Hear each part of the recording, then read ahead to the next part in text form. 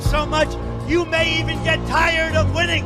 And you'll say, please, please, it's too much winning. We can't take it anymore. Mr. President, it's too much. And I'll say, no, it isn't. We have to keep winning. We have to win more. We're going to win more. What's going on, everyone? Welcome. Good morning. You have discovered the Astrolabe. And it is Wednesday. We don't have shows on Wednesday except for the very special times when we do, because we did not have a show on Tuesday. Ended up being kind of nice yesterday. I went and got myself a little clean cut. The hair was starting to drive me crazy around the sides, and I got to spend some time with the family. Just sat down and watched some World Cup matches. And I just have one thing to say. Messi is inevitable. It is insane to watch the man play, just on a completely different level. Like watching art in a field. Beautiful, wonderful. This World Cup is already off to a cracking start, and you could just feel there's like a buzz, there's like a tension building as the drama starts to develop. I think today is the last day for the last group to play their first game. So at the end of today, all 48 teams will have played one game, and we'll be starting through the second round of games for the group stage. So United States plays on Friday. So as soon as I finish I'll be finishing the lab by 2 p.m. so that I can make sure I watch that. There's some bad blood that is building up between the United States and the Australians. The Australians are very unhappy about how much praise and love and attention the U.S. team is getting after blowing up Paraguay. So there's to the suck, homos. Thank you for the gifted subs, Barndon, Patriot Sir, Patchy, Georgie P, Wit, Don Treader Voyage, and Enchanted Hero. 5 recognized Patriots. Congratulations. Yeah, suck it, Rue boys. Yeah, they don't like the they don't like the United States getting all uppity. They're a good team. They're a good team. It should be a very good game. They had a great first round as well. So should be some hot competition on Friday at 2 p.m. Central. Make some time to watch that if you can. It's a good time. It's a very good time. We're gonna rape your spirit, Rue Ranges. Yeah, that's what you get for replacing our punters. Now this is the kind of shit talk I sign up for. This is great. I love the nationalist fervor that's rising, that builds around the World Cup. I told you guys this. I said last year when the World Cup finally arrives, and this time it arrives in the United States. Oh baby, coinciding with the birthday of the country. Oh baby, oh yeah. America's coming back, baby. I've actually got some more stuff on that today. This show is for trying to consume as much of our vice president as we can. We're going to consume him, become one with him. No, he's doing a little media tour, going around and hitting some different outlets, having some conversations. He went on The View yesterday. He co-hosted The View and was nattered at by the, I don't know, smelly hyenas that host The View. And I've only seen a couple of short clips from it. I haven't seen the whole thing. So, but I heard that he comported himself well. I'll see if I agree, see what I think about it. And then actually a much more interesting to me, and I'd say important interview that he did was with Megyn Kelly. He went on Megyn Kelly's podcast and talked about the Iran deal, the GOP divide, and returning to faith. The conversation's a little bit longer. I think it's probably about an hour or so, and so we're gonna watch that as well. And I've seen a couple of longer clips from this one. I think some very good messaging coming out of our vice president. Sounds like he's been listening to the John Doyle show, or maybe even the Astrolabe, talking like a patriot.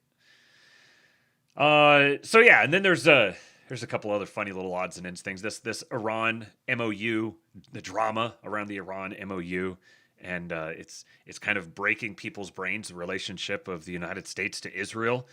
Here we thought that Trump was lied into the war by Israel, and he was desperately looking for an off ramp and just slavishly doing the bidding of Bibi. He could only have gotten that idea from Benjamin Netanyahu. Well, now Israel and the neocons are absolutely up in arms. They are freaking the hell out about this Iran MOU. And it's going exactly as I told you guys that it was going to go. I said as soon as something starts coming together, the narrative is going to be, this is even worse than Obama's Iran deal. He has gone backwards. So the Israel interested people are very, very upset about how this Iran war has progressed. And our president has made a couple of interesting comments about Israel and about Netanyahu. Talking about them needing to that it's not good when they're blowing up an entire apartment building just to get one person. The Republican president of the United States speaking out against the Gaza atrocity in a proper way. When you're just doing this, like, you're just people on the internet who are just crying about it and, oh, think of the poor brown bodies. It's like, yeah, it's bad. There's lots of Christians who are being harmed by this, and there is something special about that land, the actual physical land that my God walked upon.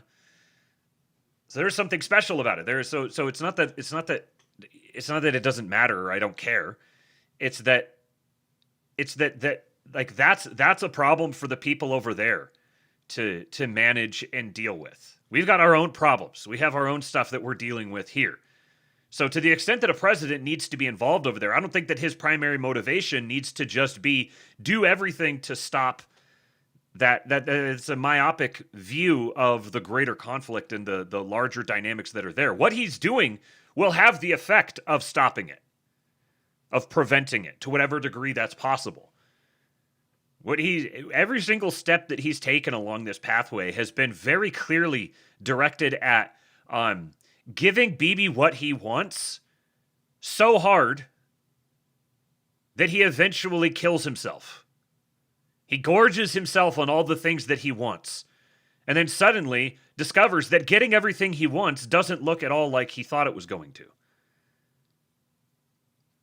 Now, obviously, Vance has been it's kind of tough to tell. Is this the narrative is that Vance is the one who's most squeamish about the whole thing, who's really in opposition to it and is basically just trying to do damage control. That's the narrative that's being cast, but there's lots of incentives for people to sell that narrative. So I'm not inclined to just pick it up wholesale the first time I hear it. I'm going to look at that a little bit.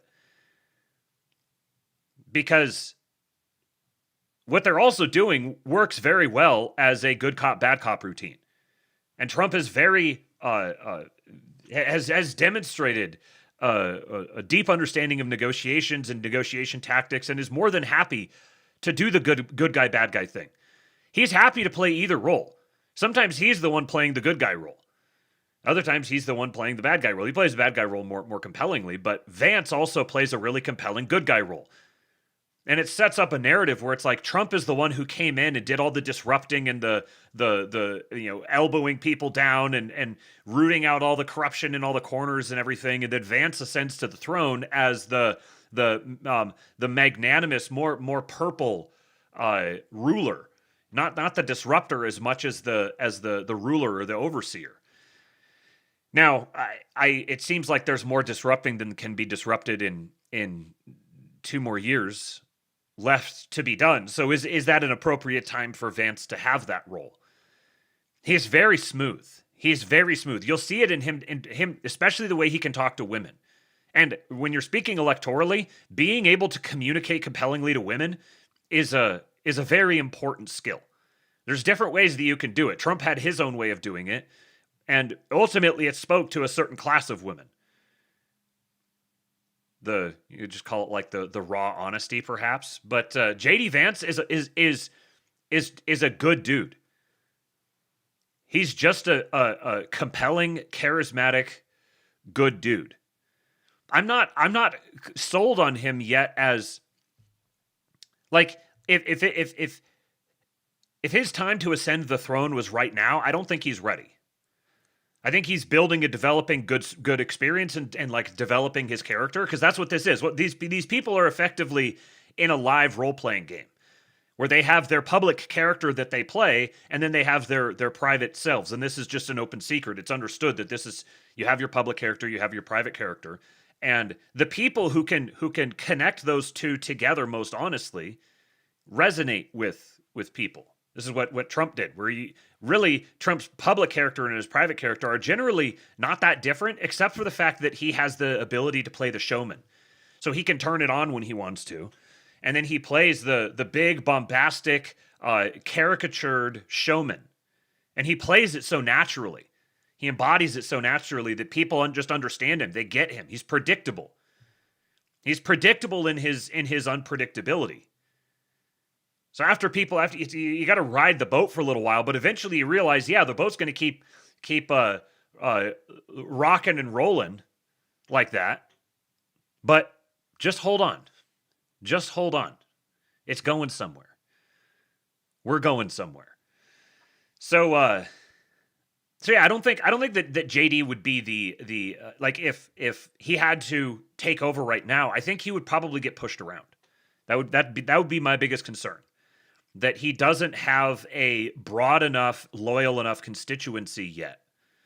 That he wouldn't end up getting kind of like Trump in his first term.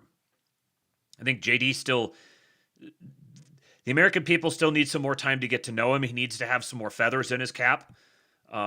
Big accomplishments. The fraud thing, like the more that, I don't want to say if, because it's already happening. The more that the fraud task force uncovers and prosecutes, and the more that storyline develops, that's a big feather in the cap to JD. Yeah, Marco has that IDGAF energy we want. See, that's the thing, is that Marco has a much more, let's say, naturally commanding presence.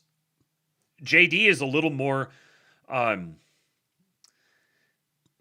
would you say, like, he's very engaging when he's talking, but he's a little more aloof, just kind of a little more kind of standoffish. And Marco is much more forward and aggressive just in general. So Marco has that extra edge that could be necessary. But I trust JD the person more than I trust Marco the person.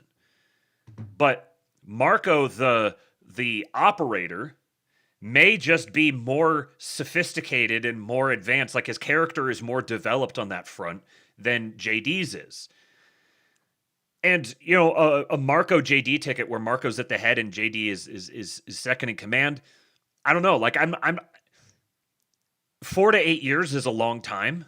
And I don't know if JD being a vice president for 8 to 12 years I don't know if that lends itself well to him being the natural successor after Marco, or if he gets tabbed with the perpetually second in command guy.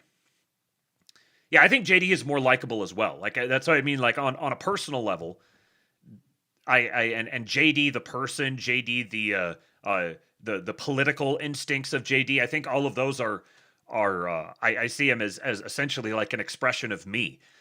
But it's like, in order to be successful, you have to be able to command a large constituency. You have to be, and I'm talking of like actual, lawyers and political apparatchiks and journalists and media people. And you have to be those people have to completely throw their lot in with you. And you have to be able to command and organize that. So part of it is the natural talent of being an executive type personality, being able to manage as an executive well. But then the other part, you might be able to be a really good executive, but you don't have the extra, like Ron DeSantis. Ron DeSantis is a tremendous executive, but he's not nearly as personally likable, and so he's kind of the inverse of JD in that sense. Like, Ron DeSantis will never be a president, just because he doesn't have the je ne sais quoi of a president right now. He's too much of a nerd. and I don't think he's a nerd. He's actually was a really accomplished baseball player in college. He's actually very athletic, but he just has the personality and the demeanor of a nerd. I mean, honestly, the boots thing may have permanently cooked him alone. Like that thing alone, he may never be able to overcome that. Just the image of him like wearing boots to make him look taller, that's devastating. Devastating. It would be like getting a side image of him standing on a stool to reach a microphone or something. It's some of these things just talk to the lizard brain, and that thing alone may have cooked his goose. But yeah, so I don't know if JD Vance being vice president for multiple presidents, like I think it would help him. I think the experience and everything, I think that would be very good for him. But at the same time, he's starting to take on like which one outstrips the other. Him developing the experience and the connections and the network on one hand versus him developing more and more baggage of this is a guy who's a good number 2, but he's just not fit for the number 1. That I don't know. He also does have a substantial constituency within Silicon Valley, and that's worth remembering. That there was a large. They see him as their guy. They see him as their, like, he speaks their language. He connects to them, and it's not like you have to have that. Trump is not. Trump gets the job done without being a Silicon Valley insider or really like knowing and speaking the language of the tech bros. But Trump is his own thing.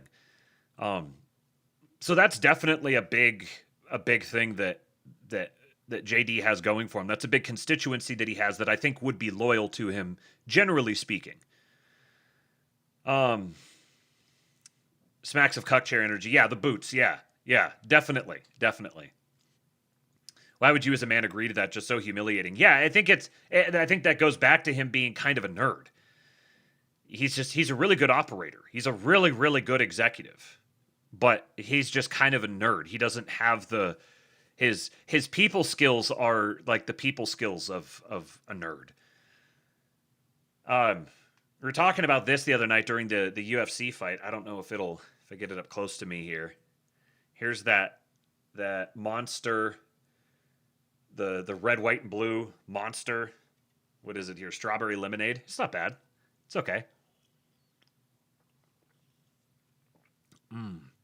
JD can swing millennials, women, and squishy Dems. Rubio can't. Says Mirror Chuck now over on YouTube. Yeah. I think that JD is probably generally more compelling to women than Rubio. Though Rubio seems to, like, I guess a woman would have to weigh in on this, but Rubio's like his kind of his sassiness and his pop culture references, and like him, like Rubio is a DJ, and then the Rubio meme of him sitting on the couch and getting all of these different jobs given to him. I think those I think those have probably raised his estimation in the eyes of women, I would think. What is this here? This link, Kingless Kingdom, sent something. Oh, yes. Yeah, we may get into that subject another time. We're gonna. That is some dark shit. we might have to dedicate an episode to digging into dark shit, but I want to make sure that there isn't anything else to talk about before we do that. Rubio definitely has a suave to him, not JD type likable, but subtle and smooth. Yeah, and Rubio's also like at least 10 years older. I think he's like 10 years older than JD, so he's got a little more of the that statesman kind of energy, whereas as JD still kind of looks like an everyman who found himself in government, which is part of it's part of his charm. But it also doesn't lend itself directly to credible executive charisma. He's got very likable spokesman type charisma, but he doesn't necessarily have the strong executive charisma. And I think that comes with building up a reputation for being a guy who gets shit done, who coordinates large groups of people like this fraud task force and constantly delivers on that. Yeah. My wife says Rubio has major BDE. JD has average DE, but good husband energy, which women like. So there you go. There's the wife jack take on JD versus Rubio. Rubio apparently has major BDE. Otto von Bismarck, they're calling him. JD has good husband energy. That's a really good way of describing it. Yeah, JD is just like the wife guy that everyone loves, that everyone wants to hang out with. Rubio's better off as a Cheney figure. I think so too. See, that's what I like. I think that having JD as the guy who does the glad handing and the hobnobbing, and he's the spokesman and the sort of the lightning rod, the way he's able to navigate conflict and controversy really adeptly. You could have him as like the head of the ticket, and then Rubio is like the Cheney guy. He's the second in command that is really running the show on an operational level. And they're close friends as well. So maybe perhaps that close friendship gets tested, but thus far they seem as if they're pretty committed to that close friendship. And and Rubio has said explicitly that if JD runs, he won't. Now, he could be lying, and he could change his mind and decide to run anyways, but that's his position on the record thus far. Basically, as long as JD Vance, Marco Rubio, and Stephen Miller are a part of the next administration in any capacity, I'm going to be satisfied. I'll take that. Is it possible JD is just OP power level hiding? Oh yeah, JD hides his power levels big time. But it almost to the it almost becomes a detriment to him sometimes, because you can see him having to kind of hold himself back, or like he'll get a reference, but he can't really let on that he gets that reference, so it makes him look a little awkward. But yeah, there's a time for him to start letting out more of that side of him, I think. Right now, he's basically tasked with trying to keep Trump's coalition together, which is itself very good executive experience. John Winthrop sends his regards. Yes. Well below average. This comment coming from well below average is so good. This is the kind of incisive political analysis I expect from the chat. The comparative size and girth of the presidential candidate's wangs. Top-notch analysis. Brought to you by well below average. See, this is why you watch the Lab, guys. You tune into the Lab for the banter of the Labians. Patchy says, unfortunately, neither are as regal as my King Trump. Well, yes. Yes, there is no one else like Trump. He is a special one. Please do like the stream over on YouTube. Leave us a comment. Leave us a super chat. Please support the Erickson cause here, submitting your white pill prescription fees over at tips.kingpill.com. And we'll test the alerts and see if the alerts are working properly today. I did a little bit of work on those. And then also make sure you go over to forum.kingpill.com and sign up. Just give me something to call you and a way to contact you. And if we hit the tip goal today, then as you can see by the little pink bar that's starting off up at the top there, if we hit the tip goal today, then I will be doing a drawing among all the people who entered their names over at forum.kingpill.com. And one lucky person will win 10% of the day's total tip take. No matter how big the number gets, you will get 10% of it as long as it's over the goal. Sent to you in the form of a digital gift card of your choice. There is no purchase necessary. These are things I have to say to make sure that I'm not running an illegal raffle. I'm making sure I am dotting my I's and crossing my T's. Dotting my T's and crossing my I's. Pratt Rubio, 28. I think that I do think that Spencer Pratt has more political runs in his future. I don't know about president straight away.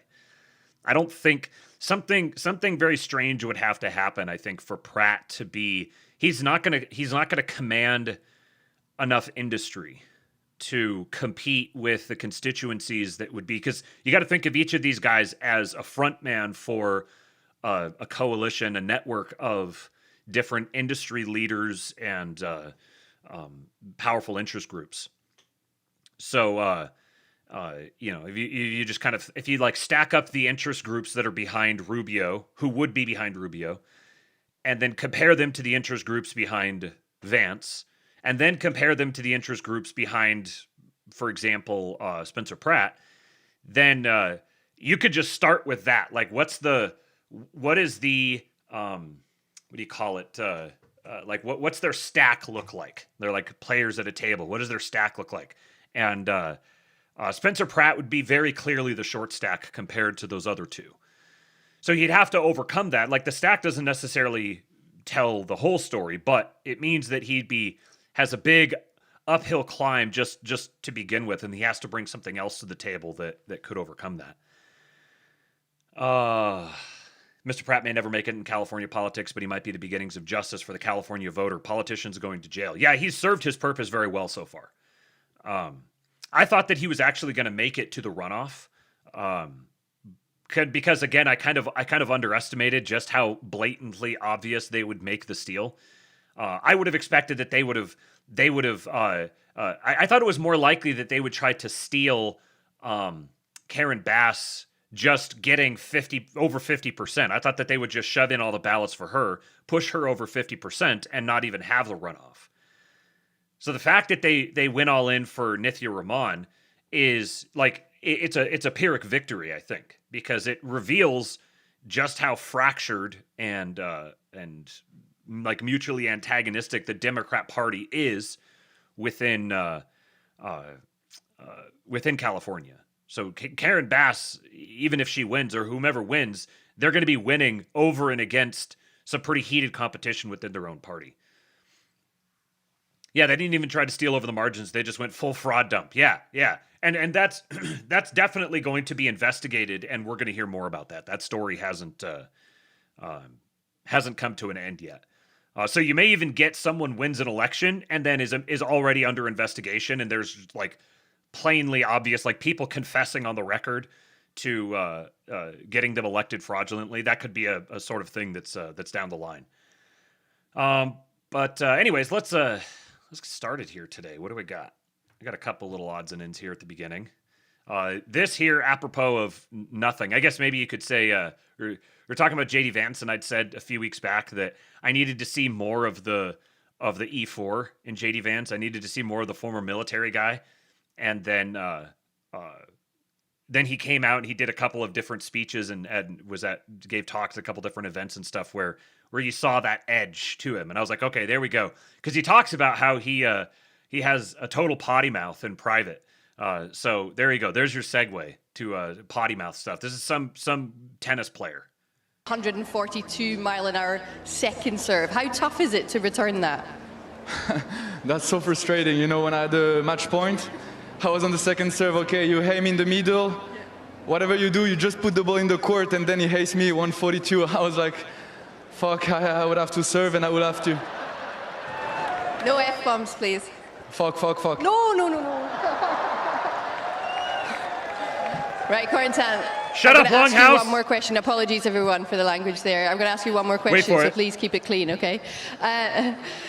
You on the grass last week, unfortunately, didn't go your way. What's it like to get your first victory?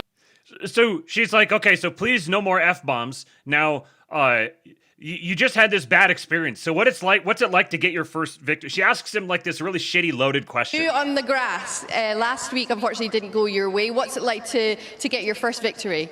Fuck. Okay. Corentin, we need to improve that for the next round. Apologies, everyone. Corentin Moutet. Oh, the edifices of the regime are falling down all around us. We don't have time for the Longhouse anymore. We've got fucks to say. All right, Scottish fans are discovering that just how great America is, and Americans are discovering just how tremendous the Scots are. This is at a baseball game. They're taking over Boston. I said on the last lave, I said, you got these guys coming out playing the bagpipes at 6:30 in the morning. I don't know if this is like a declaration of war or a like a fraternal offer of a hand to shake. You know, I don't know how to read these messages that we're getting from our Scottish cousins, but here they are in Fenway Park. It's not the Phoenix Open. What a night. Just a brilliant group of people. Still singing from the break. The song's been over for minutes. We know how to have fun. They're doing it right. They are living right. They're just taking over. See, this is something that the Europeans genuinely do really, really well, is coordinated singing and chanting. This is something where American fan bases of all different sports can really, really step up our game. We could do the coordinated singing and chanting and just totally chutting out in the stands like this. We can do better. Now, I apologize for putting this. I'm subjecting you guys to the view. I'm subjecting you guys to this. I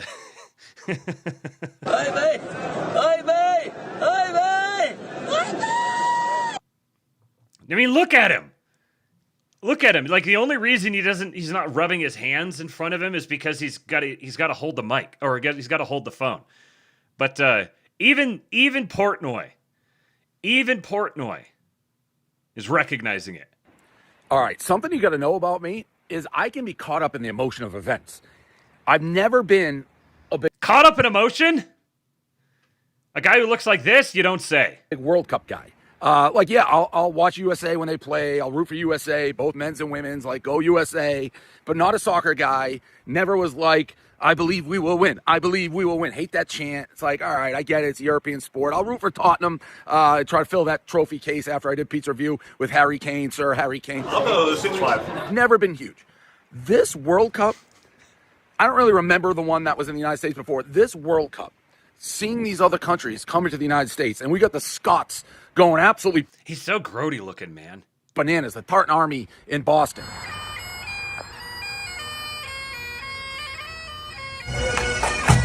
Look at that! This is part of the reason I wanted to play this, because of these clips in it.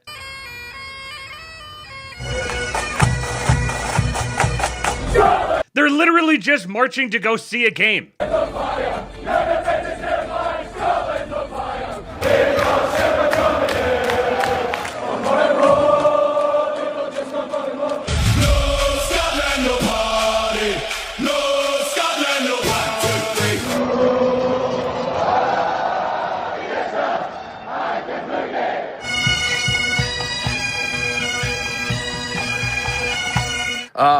No Scotland, no party. No Scotland, no party. God, I love this country. No Scotland, no party. Like, I had no interest in going to these games. I may go to Boston Friday and hang out with the Tartan Army all day and go to the game. You got these videos of Norway, and they do this thing. The Norway is they're wearing the Netherlands. They're wearing orange, and they're like, huh, huh, huh, huh, huh, huh, huh, huh, going back and forth.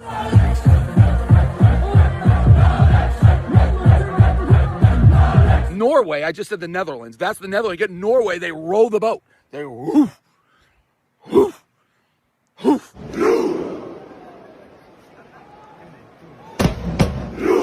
Ah!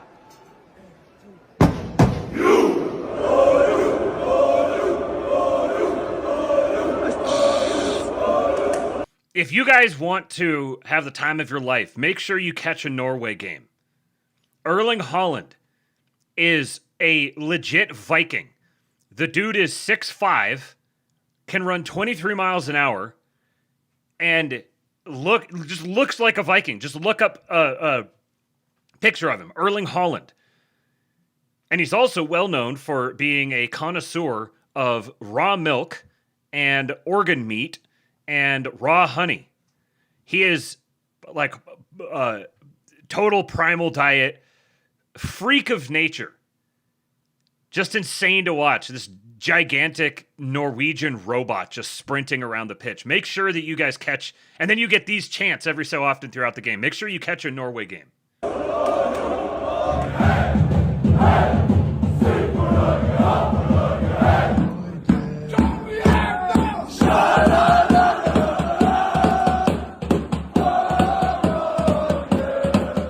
and they're making these videos that are like the best hype videos I've ever seen.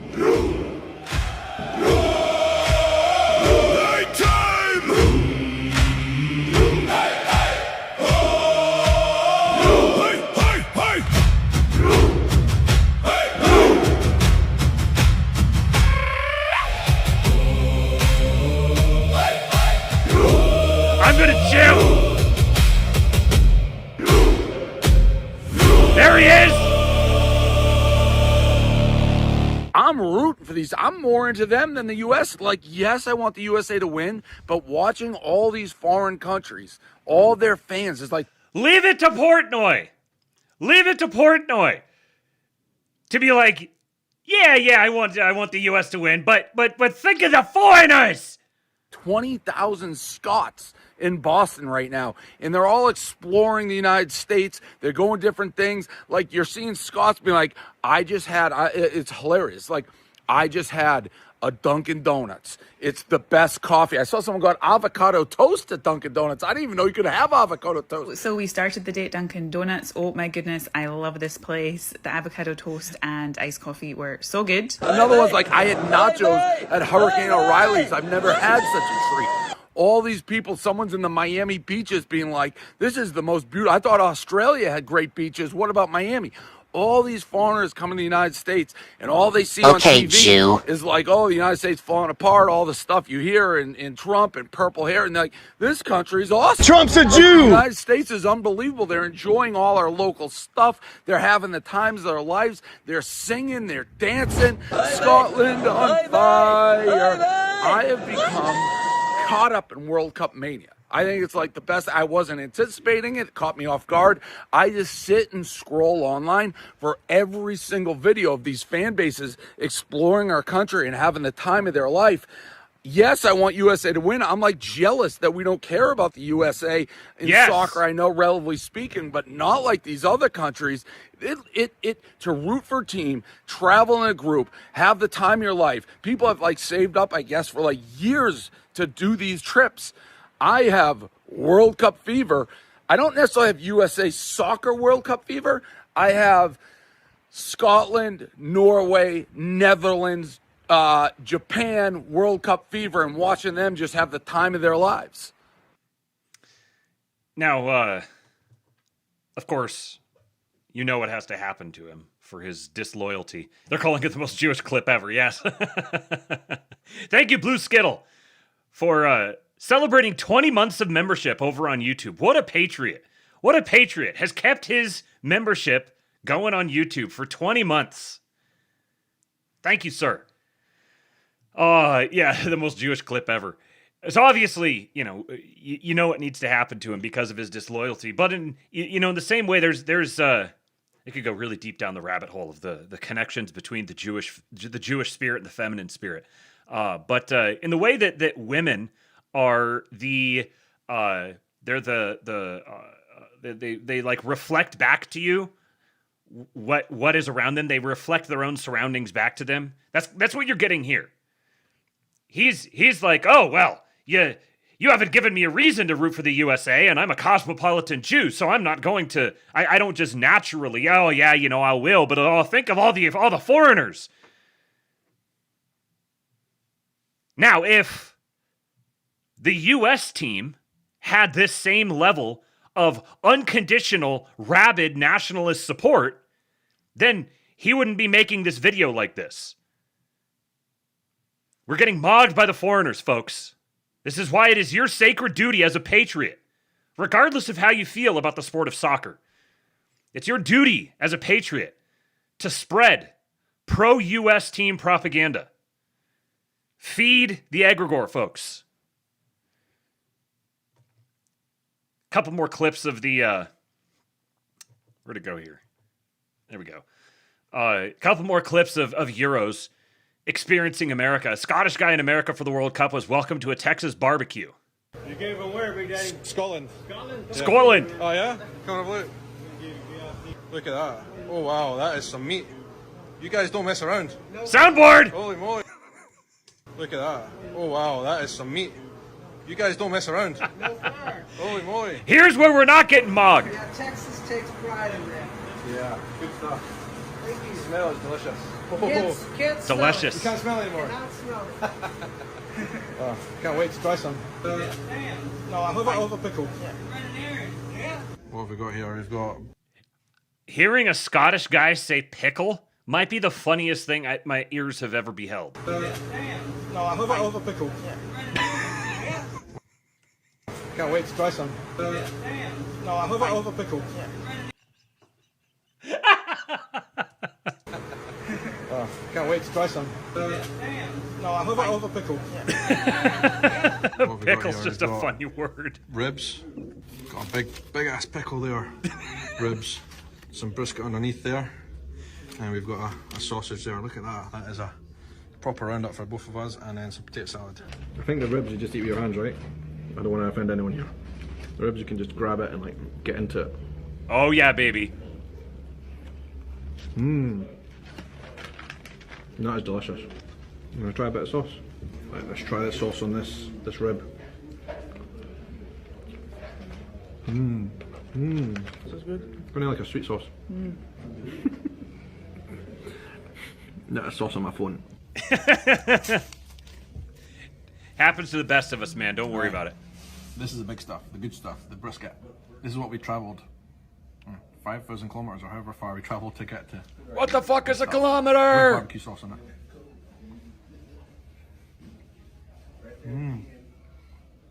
That is a taste of Texas. Oh, baby. Then there's this Frenchman. We've got a Frenchman who has experienced Texas barbecue for the first time. What does the Froggy have to say for himself? Mesdames et messieurs, we need to talk about l'Amérique. As French, we need to stop saying Vive la France and start saying Vive l'Amérique. This place is incroyable. C'est incroyable. I just had Texas barbecue for the first time in my life. Poof. Better than any moment in my life. And I am married and have 2 kids. Oh, but in France you have des crêpes, les petits pains au chocolat, les croissants. No, I give my left croissant for a Texas brisket. Don't even get me started on Costco. Costco is bigger than my village where I live. Whatever you want at Costco, it's... Listening to a really obnoxious French accent just mogging Frenchmen is... There. You just show up and you could buy your whole life there. We need to start a revolution just to get Costco in France. I will be the first one to say I will start a revolution to get a Costco. Les Italiens, les Italians, I'm sorry, but ranch makes pizza better than anything I've ever tasted. So when true! You go to a restaurant, you leave a tip. It's because they're so nice. But my waitress, she came over and talked to us like we had known each other for years. It was like she wanted to be my best friend. And sorry, not faggy enough. Stupid, not to leave a tip in France. They want Gross. Ew. Friendly, these Americans are. I think in France, French. I don't know. I think that he's a native French speaker will have to tell me, but I think that he's doing an accent. The French accent is the French can't help but talk shit. Every time they open their mouths, that accent pours out. I can count on one hand how many people have smiled at me. Just normally, just smile, you know. I think my mother has smiled at me twice. Here, just going down the street, everybody says hi. Like, what do you want? What do you mean hi? What do you mean bonjour? Oh, hi. This is a normal road in America, and this is bigger than the Champs-Élysées. This car right here is called a VENMO. VENMO? C'est ça? Yeah, VENMO. And for the longest time I wondered why it was called a VENMO. It is because America has way more than the rest of the world. So true, fake Frenchie. Okay, now for putting you guys through that, I will reward you with this. Nice to meet you. Okay, how you feeling? My name is. Okay. Yeah, my name is Hirochika Nakakuki. Oh wow. It's live. Okay. It's yes, live. Yes, it's live. Baby. Yeah. Yes. How yeah. excited are you? Yeah. You were so excited, right? Japan, right? Excuse me. Okay. I cannot speak English, but I'm excited. I love it! Yeah, baby! Let's go! Japan, baby! Give him citizenship right now. Give him hers. Hey, look, it's lit. It's lit. Okay, what are we looking at? Oh my gosh, can you tell me what this is? We're looking at his back. Japanese. Toyama. Toyama. Okay? Toyama's message. いっぱい集めてる. Yes, collection. Amen. Message collections. Toyama's message collections. I love it. Okay? I love the energy. Yes, Thank you so much for talking to us. Yeah. You got any predictions? You got a score? Yeah. What do you think? Yeah. Japan? Yeah. What is the score? The score. What do you Yeah. think? 1-0? 1-0? 2-0. Win Japan! Yeah! I love your energy, buddy. Yeah. Okay, hey, let's go. There's more of them. Thank you so much for. Hey, what are you doing here? Where'd this guy come from? Stolen valor. Talking to me, you guys. Yes, thank you.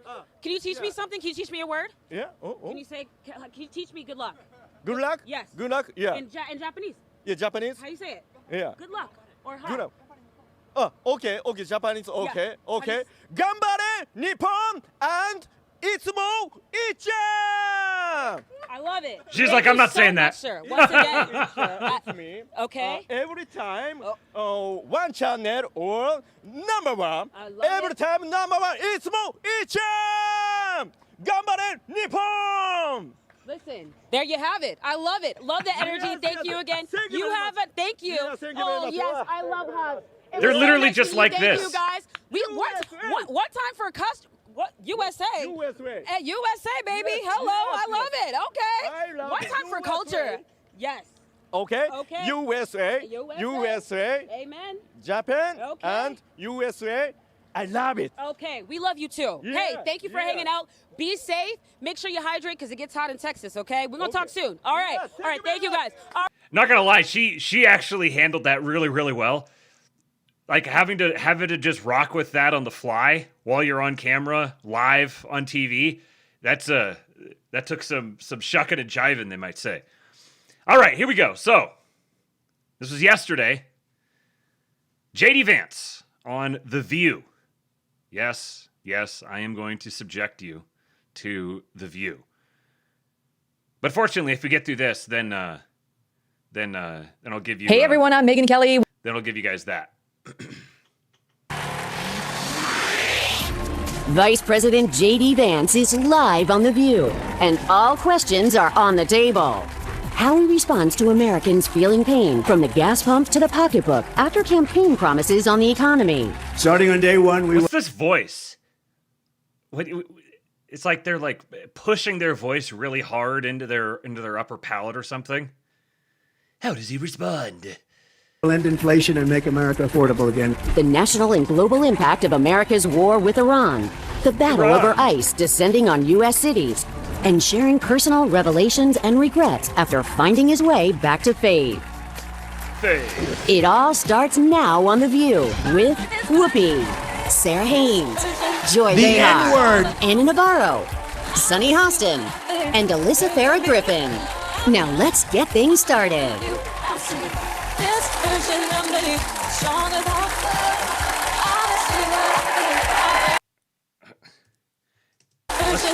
Who are the people who show up to watch The View in person?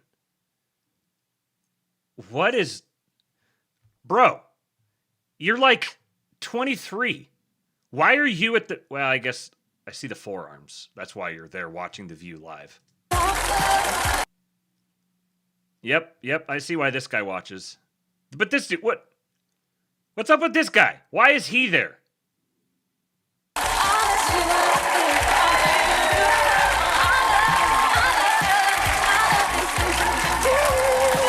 See, I didn't even know that he was gonna be recording with The View. So this just goes to show why you should always be sending strong patriot energy to our guys, because you never know where they might be. You never know what they might be subjected to. And they will be desperately in need of that patriot energy.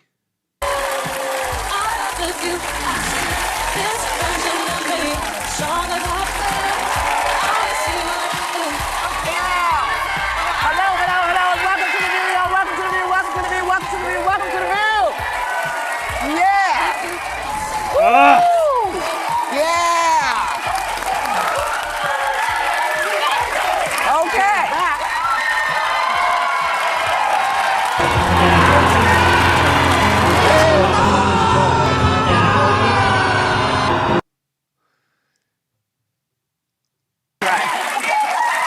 So, you know, it's only an hour show.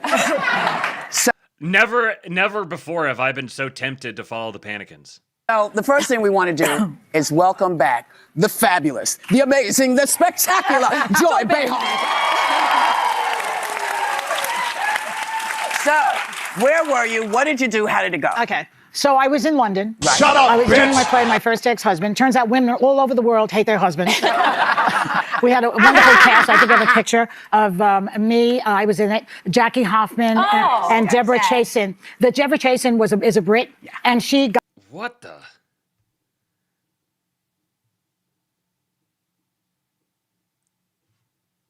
What is that? How does that happen? She has like extra face. Jackie Hoffman. Her head is like 4 sizes too large for her body.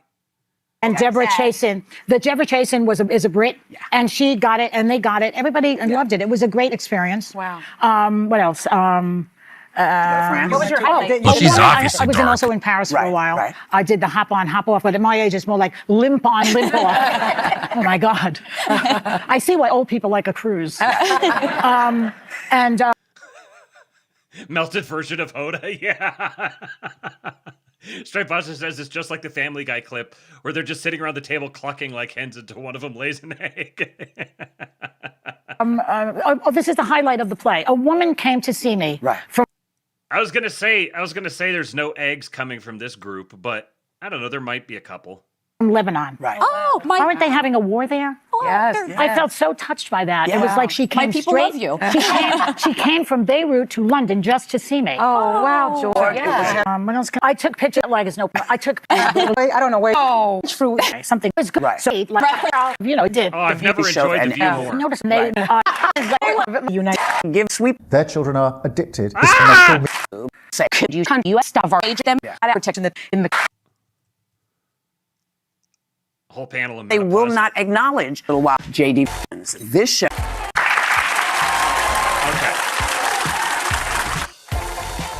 How do people subject themselves to this? For 29 seasons, this show has invited thousands of guests with all kinds of diverse points of view. And we have been asking our next guest to join us for a while now. So we're glad that he's taken us up on the offer today. Please welcome author of the new book, Communion, Finding My Way Back to Faith, the Vice President of the United States, J.D. Vance. It's funny how that she introduces him as the author of the book and Vice President. He's J.D. Vance, known as the author of Communion. He also happens to be the Vice President.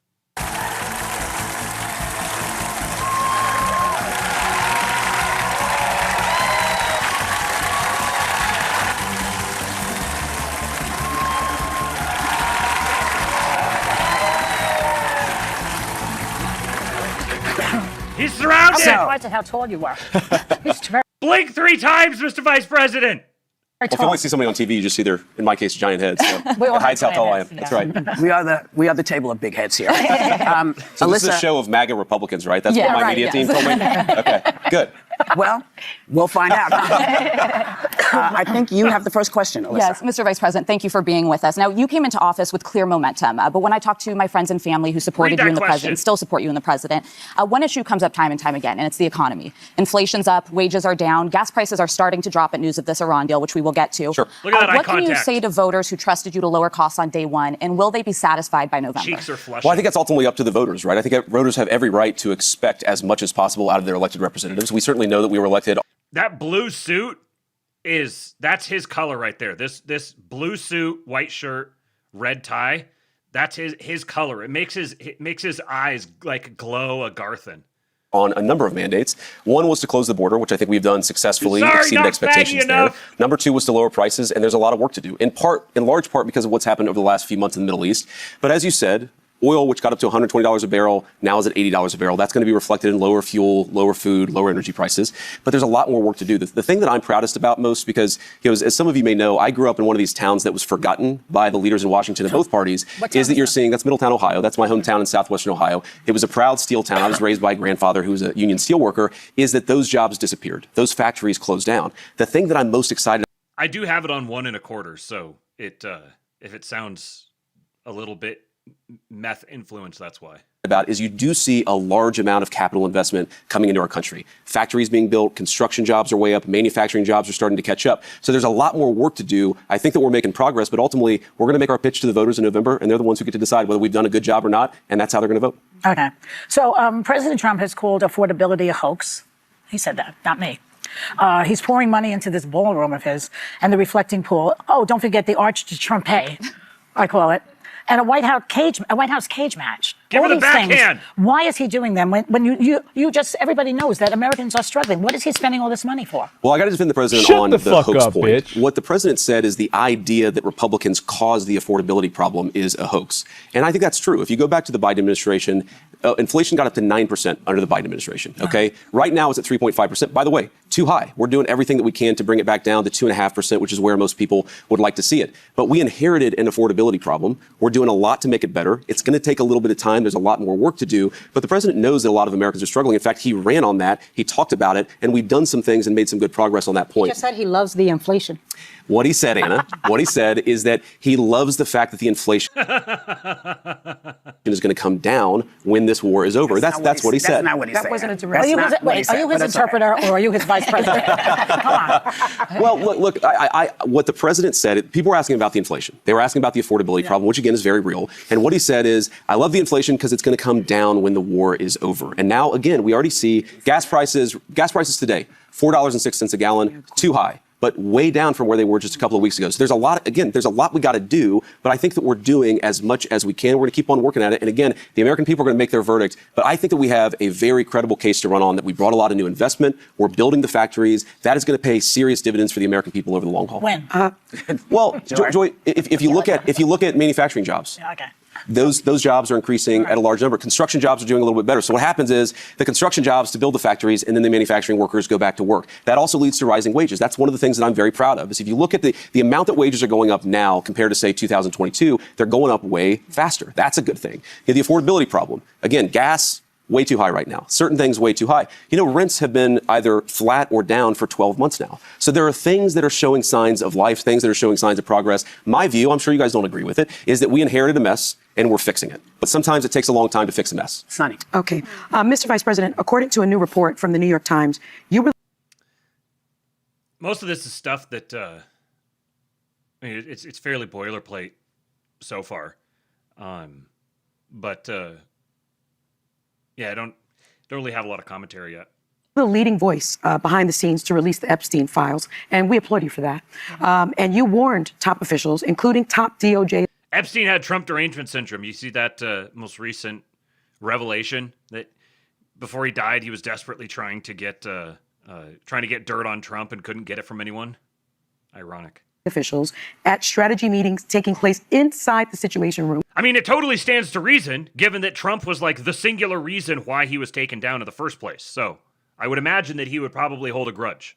We understand that there are tapes of those meetings, that this was a huge problem for the base. The report says you even floated having Tucker Carlson interview Ghislaine Maxwell to clear the president's name, but you were rebuffed by your people. Why? Well, I'd say, first of all, don't believe everything that you read in any newspaper, whether it's a right-leaning paper or a left-leaning paper, because as you guys know, well, there are things that are true, things that are false, and things that are totally missing context. Well, here's what I'll say. So, number one, I am, frankly, kind of a conspiracy theory on the Epstein stuff. And that story says that that's one of the things that's true, is that some people called me a conspiracy theory on the Epstein stuff.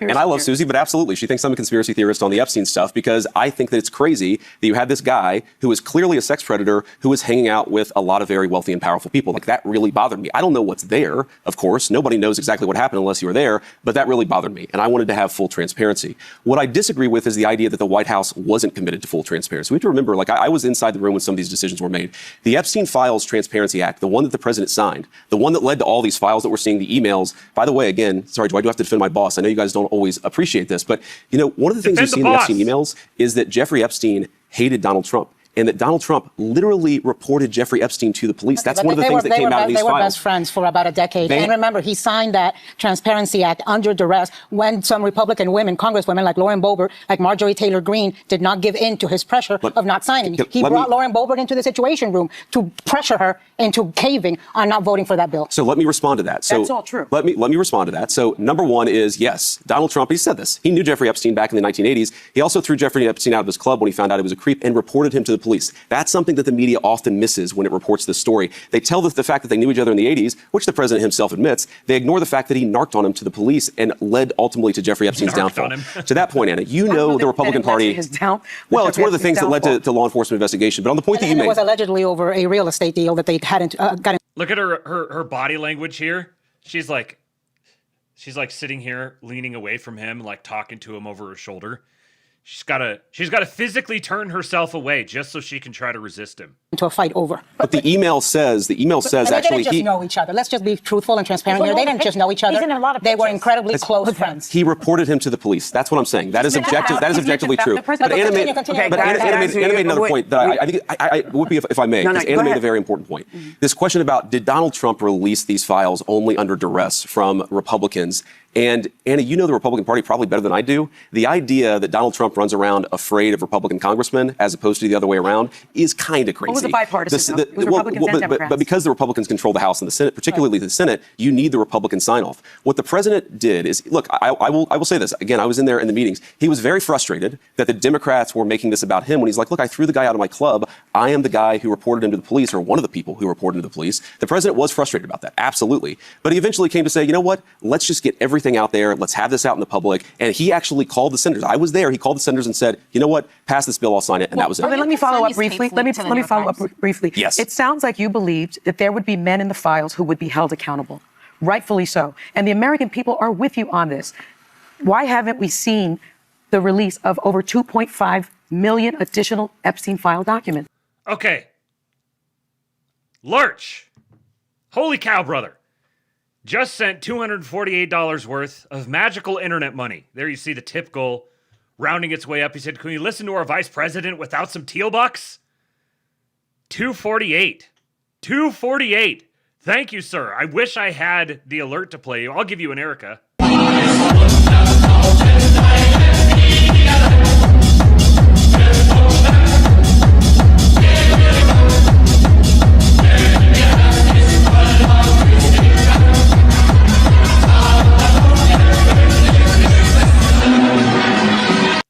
I fucking love trains! A shekel for a good guy. And that reminds me. Lurch, hearing from Lurch reminds me. Next week, on Thursday, Tom Luongo and Dexter White are going to be in Fort Worth. And I am considering driving up to Fort Worth, just driving up on Thursday, driving back on Thursday. But if there's any of you who are in the Dallas-Fort Worth area who are interested in meeting up as well, like meeting up at Tom's Meetup, they're going to do like a bar crawl, I think. We find a cigar bar or something like that. And then there's a U.S. game in the evening. I think it's at 9 p.m. So we could go crash the Luongo Meetup and then either stick with them or go find our own place, go watch the U.S. game.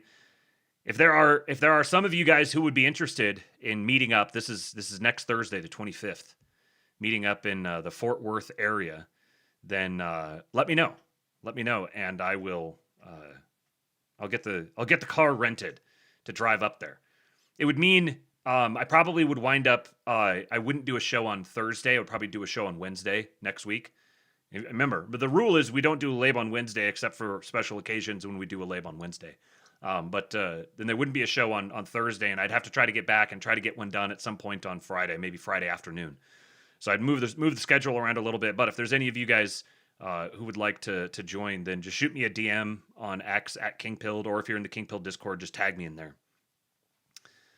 Lurch was the one who alerted me to that. So thank you again, buddy. Really appreciate it. Back to the Harpies. So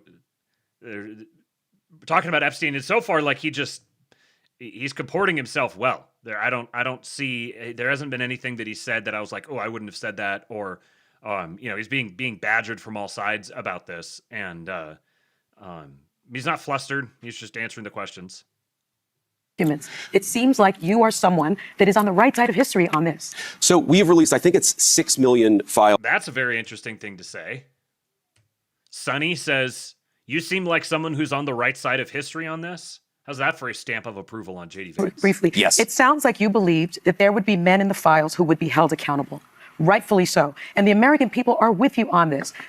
Why haven't we seen the release of over 2.5 million additional Epstein file documents? It seems like you are someone that is on the right side of history on this. So we have released, I think it's 6 million files or 6 million pages of documents. My understanding is that 2.5 million, Sonny, I'm going to check on this to make sure, but my understanding is that a lot of those are duplicates of things that have already been released. So we're not holding anything back. Some of those things are like the courts have to order you to release them. So that was one thing that we confronted. You talk about these situations in meetings is, there was a big bunch of files that existed, I think in the Southern District of New York, or maybe it was some other jurisdiction, but we were like, we want to release these files, but you need the court approval in order to release the files. Sometimes we would apply to release the files and the courts would say no. So those particular documents, I would need to actually know exactly what you're talking about. 3.5 million documents were released, and my understanding is 2.5ve million have not been released. Those may have been the ones that are under court too. I don't know what the documents you're talking about, but I'm telling you, let me go to break. Sure. Let me go to break. Because people are looking at me. Going. And let's talk about the book. I'm here to sell books. Communion. Buy my book, please. Eventually we will, but this is a good opportunity for us to get some clarity on stuff. Great. We'll be back with more with Vice President JD Vance. Yeah, round one over. Seems like they're getting their jabs in, scratching, clawing, and he's just answering them like he probably could have. I think he probably could have been more dogmatic about it. Like, here's the answer, just deal with it.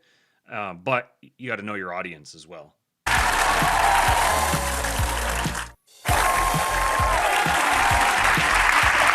We are back with Vice President JD Vance. Sarah, you got the question. Yes, Mr. Vice President. In your new book, Communion, you write about your personal evolution with faith from evangelical to atheist.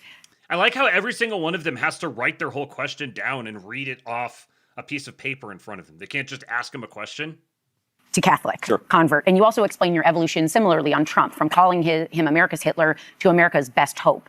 Now, as someone who has admitted to chasing ambition, which you write about in the book in the past, but now says your faith brought you back to your priorities, I have to kind of use your own words that sit with me from 2016. Sure. Fellow Christians, everyone is watching when we apologize for this man. The hands. Lord help us. And I think about that all the time because as a fellow Christian, that is something that weighs on my heart as I watch this country and the leadership at the top, because it's also something I have to explain to my kids, which I know we also share, this idea that our greatest privilege and responsibility are these young people we're raising. Of course. So help me find the words to explain to my children what they're witnessing right now. Well, first of all, it's been well covered that I was a critic of Donald Trump back in 2015 and 2016. Now, obviously, I'm sitting here as the Vice President of the United States in the Trump administration. Well, Joy, a little humility, actually. I think that when you make predictions and those predictions turn out to be false, you got to ask yourself, well, what made me wrong about that? What did I not understand or not appreciate? For example, I said that Donald Trump's economic policies would not lead to wage growth. They did in the first term. That was actually a major thing. I said that we couldn't bring back any of those factory jobs because I kind of had given into this idea that those jobs were disappearing. But actually, Donald Trump, you saw a manufacturing boom during that administration. So there's a certain point. Let me just. So there's a certain point where you say, I made predictions about this. I ended up being wrong. Yeah. And in politics and anything, I think it's important to just say, you know what? I got some things wrong, and I was wrong about him. He was a very successful president. It's one of the reasons why I've been so supportive of him. You go on in the book to explain that good policy. That's a very good answer. It was humility. That's a compelling answer. was maybe one of your justifications, but the quote, and when you tweeted that or X'd it, was not about policy. It was what Christians were willing to excuse. And that's the part I can't get past. What are you willing to excuse in the name of power? Well, she believes this, man. Look at the emotion on her face. Policy. It was what Christians were willing to excuse. And that's the part I can't get past. What are you willing to excuse in the name of power? Well, she's genuinely like near tears. I would say fundamentally that one of the things I underappreciated about Donald Trump is that so many of the things that people said about him weren't actually true. Again, you talk about humility. Okay, so I see Donald Trump, I see a clip of him, or I see not even a clip of him, but reporting about something that he said, and I take it at face value. For example, let's just go back to one of the most controversial things Donald Trump said during the first term that I was wrong during the first campaign, is that I was led to believe by the stories. I read stories that said Donald Trump said that all Mexicans were rapists. He never said that. What he said is that the certain South American countries, Central American countries were releasing criminals into our country, including Mexico. By the way, that was objectively true. So it's not so much Christians. Fidel Castro did that in 1980 with the Mariel boat lift. There have been many, many journalists, including CNN, where you used to work and be my colleague, that have tried to find evidence of that. There is no evidence that Maduro was releasing people from insane asylums or jails like Fidel Castro did do. This was made up. And we just can't, accept it without pushing back. And we know that there were people who were released from. What a terrible, we know that this happened. We know this very specific example. I will name you the exact year that this specific thing happened. But to suggest that that's happening with other countries or has happened since then is just absolutely absurd. From prisons who were encouraged to come into the United States. It wasn't like it wasn't the Mariel, Mr. Vice President. It wasn't where it was like a purposeful release, open up the jails, open up the insane asylums, and let people flood Florida. I lived through that in Miami. If you go, it may not have been like Mariel, but if you go back to the caravans that were happening in 22, 23, we know that those things were funded. They were in some ways supported by the government. There was absolutely, so I don't know how you define support or not support, but if people are encouraged to come into our country after having spent time in prison by their own governments, I think that's a problem. Vice President, can I just add one more thing? Because you do speak about immigration at length in this book. Sure. And I believe as a Christian, I can tell my kids why it's important to have borders. I get that. There are laws, there are resources. I get all that things. It's much harder to explain when I see someone dragged out of a house or wrongly taken to a thing that isn't a violent criminal. It's a little more nuanced. She strikes me as the only person there who is just who is being her true, authentic self. Like, she 100% believes every single thing she's saying. The other ones all seem kind of cynical, but she entirely believes what she's saying. This is her moment. She's capitalizing on her moment to speak truth to power. Nuance as a parent to try to say when someone's referred to as vermin or scum, when I teach them in school about people that have done that before, but this is different. It's very hard as a parent and a Christian to say both things. And you actually say in the book, you talk about this, struggle, this internal struggle in the book, and you talk about moral trade-offs that result in favoring a strict migration policy without dehumanizing anyone. But listen, over 50 people have died in ICE custody. Get to answer the question. There are thousands of children, 6,200, that are being held in places like Dilley Detention Center. The people that have visited those detention centers, I don't know if you have, talk about the subhuman, infrahuman conditions, the lack of clean water, the lack of medical attention, the lack of education. Did she say the infrahuman conditions? Urge you as a Christian and as a father to visit those detention centers where the children are being held and make sure that the conditions are up to the values that we hold in this country. So you guys have thrown a lot at me, and I see we got 30 seconds left here. But let me say, number one, Vice President, you can go long. I'd like to pick up on this theme because I think it's really important. We do have to strike a balance, of course, between enforcing our laws. We don't want to dehumanize people. That is the balance that, look, law enforcement, what I'd say about this. Law enforcement. All right, you guys have thrown a lot at me, and there's 30 seconds, so I'm going to answer as quickly as I can. The dude is not flusterable. Enforcement is always inherently not a very pretty process, especially when you're dealing sometimes with violent people, with people who are resisting arrest. Some of the people that I've been told by the media were completely peaceful, had never violated any laws. You actually look into the record and you find out that those people were actually being violent, or they did have a criminal record. They had a sex trafficking conviction. Don't have criminal records. The majority of people that ICE is rounding up and taking out of their homes from their families, they're separating families. They're using children as bait. But the majority are not criminals. But can I respond to that, guys? Let me just say this. Okay. So you talk about the children. Here's what I'd say. Do we know that during the last administration, we had tens of thousands of children who were sex trafficked by the cartels, who were brought into our country in profoundly dangerous and predatory conditions? Let's talk about this administration. But here's the point. Unless you enforce the border, you invite that kind of conduct. You think that our immigration policies are inhumane based on the reporting of one person with a political bias. What I'm telling you is that it's inhumane to allow cartels to sex traffic people across our border. And by the way, please hold on. I appreciate that. We're going to get you back in it. We're coming back with more with the Vice President, and I've got questions for you. Great, thank you.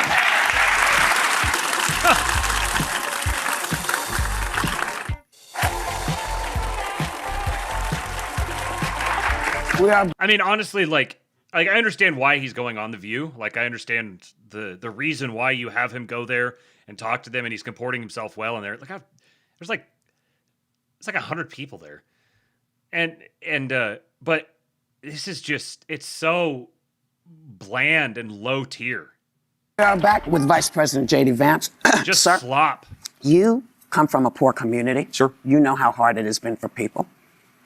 Two things. You talk a lot about your Catholic faith. J.D. Riz. But the Catholic faith says we take in immigrants. We take in people who don't have or who are having a hard time.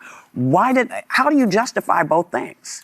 So let me say first a couple things, Whoopi. So number one, actually a good question. The book is actually way less political than you might think if you were just watching this, because obviously we're getting into the issues of the day. Right. 95% of the book is really not about politics. I kind of have to write about politics because I'm the vice president, but I want to answer your question. Right. So fundamentally, if you think about what is immigration enforcement, immigration is law enforcement. It's somebody who has broken a law. A law enforcement officer has to show up and enforce that law. Mm-hmm. Now, inherently, sometimes that process is not always going to be pretty if you capture a video clip of it, in the same way that if you arrest somebody for committing a violent or a nonviolent crime, sometimes it's not always pretty. What I'm saying is the Catholic faith is actually I think it strikes the right balance here. It says, the Christian faith, I think this is true of Protestants and Catholics, that you can have borders. Yeah. You're allowed to enforce your borders. That means the law enforcement. He had to dance a little deftly there, because he says, I think the Catholic faith strikes the right balance here. And then had to include the Protestants as well. There's a lot of these things that a guy like this who's running for national office, he's going to have to be make like ecumenical statements like this, just because you're by definition he's campaigning here, and he is the sitting vice president, but there's big electoral consequences and that's why he's there in the first place. So you don't want to give him a soundbite like he's is saying that Protestants aren't real Christians or something like that. A political environment is not the place to debate those sorts of things. Enforcement piece of it, but you also have to take certain precautions and certain care. Okay, and again, your argument is fundamentally, Whoopi, you're saying that we don't strike the right balance. I disagree with you about how we apply that, but nobody hopefully is saying we're not allowed to have a border. No, what I'm saying is that in order for us to actually that was slick. That was slick.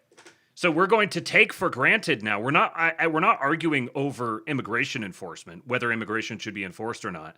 We're now arguing over how immigration enforcement should be conducted. It's completely changed the landscape of the conversation. actually enforce the law. You can't set a standard that says you're not allowed to deport anyone unless they've committed a violent crime. You've got to enforce the law equally. So let me do my follow-up. You don't have to raise your hand. Let me do my follow-up. Yes, I do. Because you were talking about people. What did black people do to this administration that has allowed it to really stigmatize folks of color? And you know how hard it is. You have folks of color in your family. Sure. So when you see, things, the Emmett Till stuff coming down, or them doing all kinds of removal of information of black heroes, how does that sit with you? Well, what exactly are you talking about, Whoopi? Because you just, I'm talking I know about Emmett Till was, I Emmett Till can was tell you all kid. this. Yeah. No, I want to know what she's. You don't know what I'm talking about. Your actual point. So in a lot of the museums, there's so many. Where they're taking down the actual history that happened in this country. Slavery happened. All kinds of stuff happened. And it seems that it has been very easy for this administration to remove that and also to denigrate. Okay, now I see why they had to write their questions down. Black folks who have worked their behinds off to get this American dream. How do you, you know better. Yes, hello, it's me, a black guy. So Sonny, that was actually a very helpful intervention, because I think the story you're talking about is where, allegedly the administration is holding back the appointments of people based on skin color. I'm talking about a host of things. I'm talking about black history getting erased from public spaces. Black voter districts are being dismantled. Black leaders are... Witt says he always gives them the benefit of the doubt of their questions being good faith. Such a frame. Yeah. Being sidelined from our ranks. Where do Americans of color fit in this vision? Because it doesn't seem like we fit. I think, Sonny, my view... And if I may, since October of last year, there's been something like 6,668 refugees. What is this? Is this like 4 consecutive questions from 4 different people that have all stacked up? Allowed into the country. All but 3 were white South Africans. So, first of all, I'm very skeptical of that number because we have a lot of different immigration pathways in the United States of America. But let me just address Whoopi's point. Look, first of all, you asked the question, and maybe you don't believe this coming from me, but I think everybody is welcome in our political coalition. Frankly, even if you didn't vote for us, everybody is welcome in our country so long as you're an American citizen with the duties and the legal obligations and rights to be here. But Whoopi, let me just give you an example. Yeah. With the duties and the legal obligations to be here. Duties, huh? You're saying that citizenship comes with duties? Okay, so you say that we're anti-minority or anti-black. No, I didn't say that. I asked. See? Well, okay, fine. Fair. Don't start any stuff All with right, me, okay, man. Don't get me in trouble. Don't start no stuff with me. But I misinterpreted your question, but let me answer your actual question there. What I'm saying, I think, okay, look at Washington, D.C. One of the most democratic and one of the blackest, by share of population, blackest cities in the United States of America, has seen a radical decrease in violent crimes and sexual assaults and in murders. We have tried to take the crime issue seriously, in part because we believe everybody, whether you're black or white or rich or poor, deserves to live in a safe neighborhood. why does the crime? Where does the crime step in? This is not about crime. This is about lost their jobs. Right. This is about Sonny, human rights.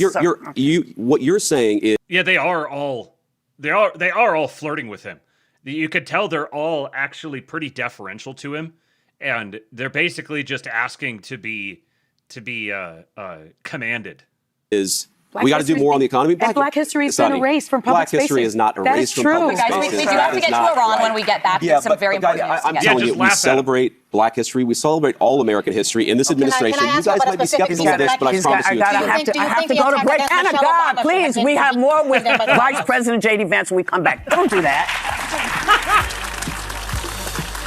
Shut the fuck up, Anna!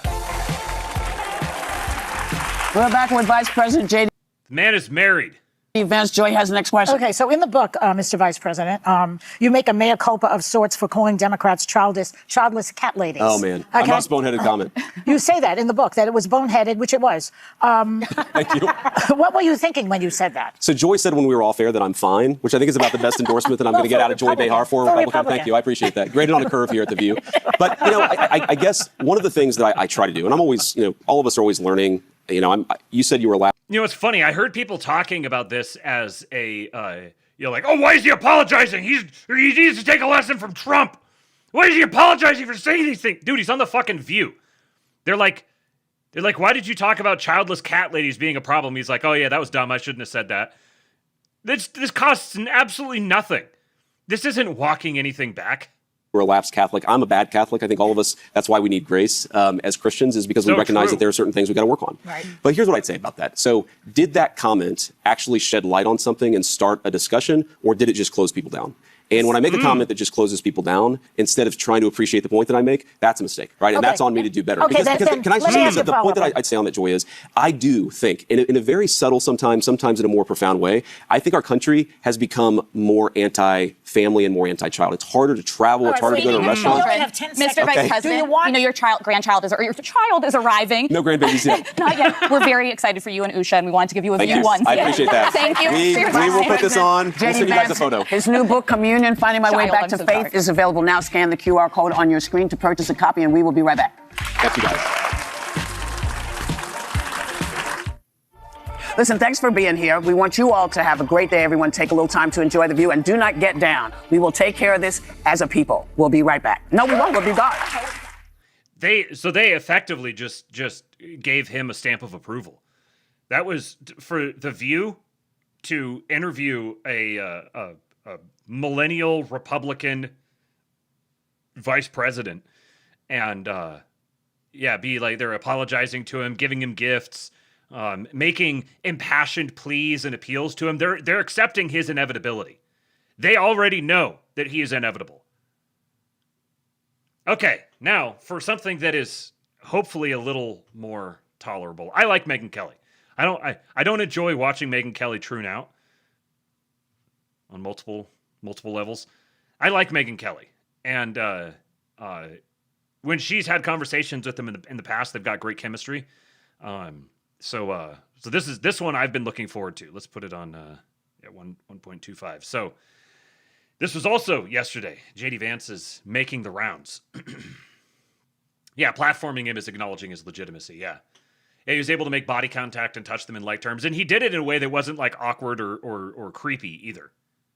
Hey everyone, I'm Megyn Kelly. Welcome to the Megyn Kelly Show. We've got a great show for you today. We are live from the Sirius XM HQ in New York City with Vice President JD Vance. And we have a lot to talk about: the potential end of the war in Iran and his excellent new book, which is out today. It's called Communion: Finding My Way Back to Faith. It's a great read, especially right now for anybody who's having some of the same doubts that the Vice President had about his own Christian faith not so long ago. He's here with me. I just saw him in the Sirius XM HQ, but he is on the phone with the President, which is about the best excuse any guest has ever given me for being a little late to the show. That seems like something we shouldn't interrupt, but it actually works out well because I didn't really want to bore him with going over the reports of what's in this Iran deal, but because he knows. But you and I should go through it together so that you know when he and I are talking what the points are that we're going over. This is reportedly the deal, as reported by some sources who have been reliable on reporting previous points of negotiation between us and Iran. Number one, we're going to stop fighting. This is my very simplified version. Everybody's going to stop fighting, including, it says, Lebanon and Israel. Okay, so the deal terms reportedly, now this has been confirmed by the administration. That's one of the points of contention here, is that they haven't told us exactly what's in the memorandum of understanding. The critics of the deal already feel betrayed. They want to know, like, why can't we know, and so on. But this is reportedly what's in there. Stop all fighting, including in Lebanon. Lift the blockade of the Iranian ports, and in return, the Iranians open up the Strait of Hormuz. Nothing's in the memorandum of understanding as we know it about the tolls that Iran's been charging. $300 billion. There's a lot of people who are talking about this as they're evaluating it as the terms of the Iran deal. And the very definition of the term, memorandum of understanding, is by definition not a consummated deal.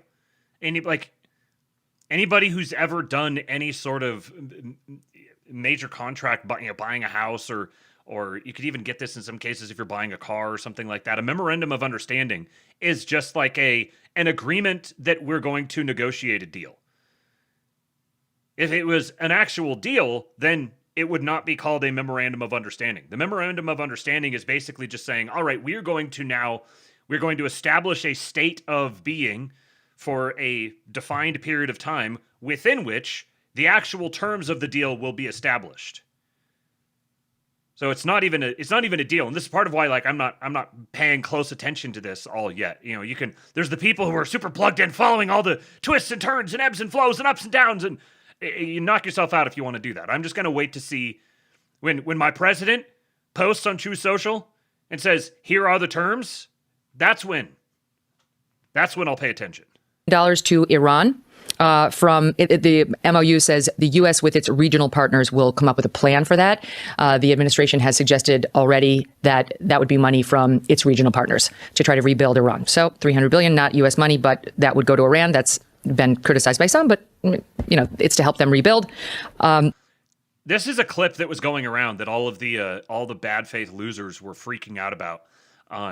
That when JD Vance supposedly confirms that Iran will get $300 billion for war damages. So if you guys have heard this report, JD Vance confirming that Iran's going to get $300 billion for war damages. Here is the clip people are sourcing that to. Walk through some of this. The Iranians are saying that You'll be surprised to learn that's not what he said. They're going to have access to a $300 billion reconstruction fund. True or false? Well, Ed, that's the sort of thing they could have access to, funded by the Gulf Coast Coalition, so long as they honor their end of the obligation. I think that one of the things you're going to see, Ed, and so that's something that they might get access to. It'll be funded by the Gulf Coast, the Gulf states, not the Gulf Coast. It will be funded by the Gulf states, and it will be contingent upon their performance. Nowhere in this does it say the United States giving cash to Iran.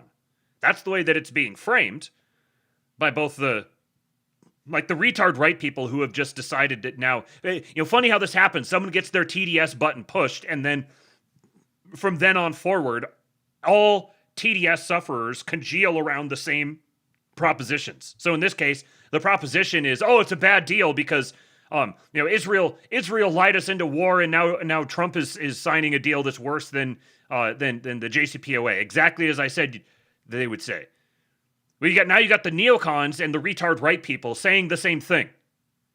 They're now both opposed to this. So in their own minds, they think it's for different reasons, but they're saying the same thing. That this is like the United States is giving Iran $300 billion of taxpayer money. And J.D. Vance confirmed it when he said the clip that I just played for you, which is, well, they might get access to that if they perform, and those funds would come from their neighbors. And people have to be skeptical of this, is that the hardliners in the Iranian system will overemphasize the benefits that Iran gets while underemphasizing all the things that they have to concede and all the things they have to provide in order to get these benefits. So it's almost like Persians are going to lie to make themselves look better.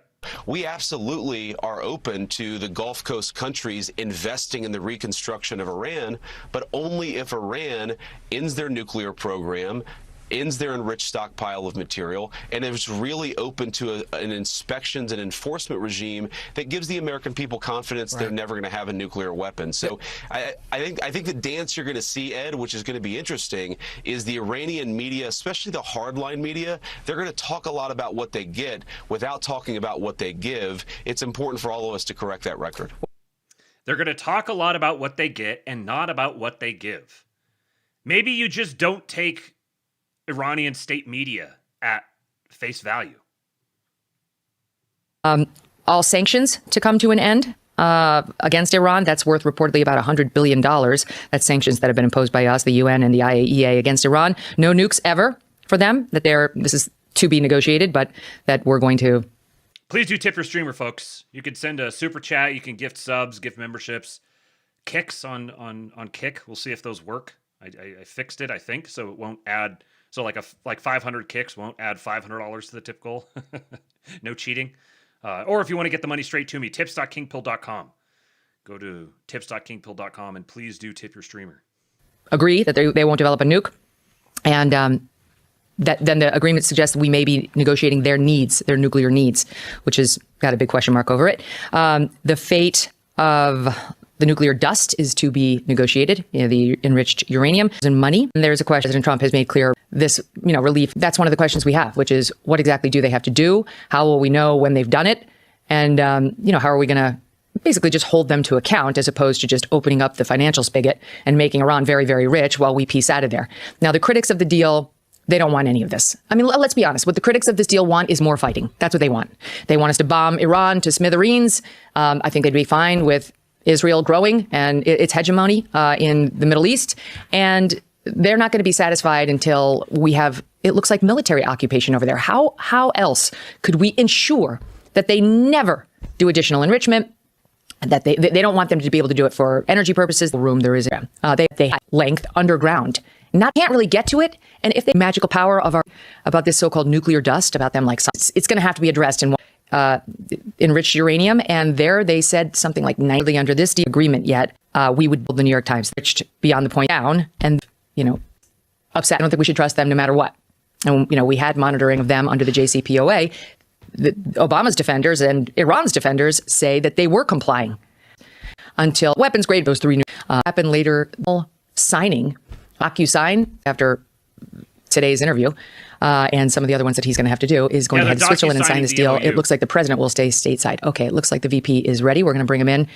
We'll take a quick break just to make that easy so you don't have to be with us during our technical setup, and we'll be back in just 2 minutes. Don't go away. Vice President J.D. Vance joins me right after this. In stuff right now is cost old gold. Going to give you July 10th. 5 of free. United States, J.D. Vance. Mr. Vice President, thanks so much for being here. Good to see you. All right, so what happened with the president in the phone call? Which president? Which phone call are you talking about? You mean just back there? Yeah, just back there, yeah. Oh, okay. I mean, well, he's at the G7. He's about to go to dinner over in Switzerland. And so he just called me to check in on how things are going. Which president? What the update. Well, I meant which phone call. I was like, wait a second. Do you guys have me tapped in there? I didn't think you were in there. Who is feeding you intelligence? They just told us Megyn? that's why you were going to be a little late to set. I see. Okay. Sorry, I was confused at that. But yeah, no, we had just a chat about how the G7 was going. And okay. He was asking about. Apparently, maybe they weren't supposed to know that he was on the phone with the president.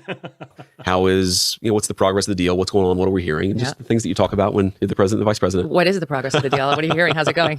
Well, I mean, the deal is done, at least the first step of it. And, one of the things I've been doing for the past couple of days is correcting a lot of misinformation about the deal because I've heard so many conspiracies, so many things that just aren't true. So let me kind of run you through what the deal is and what the deal isn't. Yeah. Okay. So number one, what it says is effectively the United States will open the Strait of Hormuz, lift the naval blockade. The Iranians will destroy the dust and then hand it over either to us or to an international organization. They will. So they agreed to destroy the dust. Exactly. And the third part of it is, assuming they comply with the terms of the agreement, there are all of these economic benefits that can flow to the Iranians. And so what happens? So if you're an Iranian hardliner and you want to be out of this and you want to make this deal, but you don't want to sort of pitch it a certain way to a domestic audience, what you do is you go through the document, you identify everything the Iranians could get, and you say, we are getting it, and then you underemphasize or don't even talk about all the things that they have to give in order to get those benefits. And so, like, the way that I think about it is there's sort of we're at a fork in the road in this entire relationship with Iran.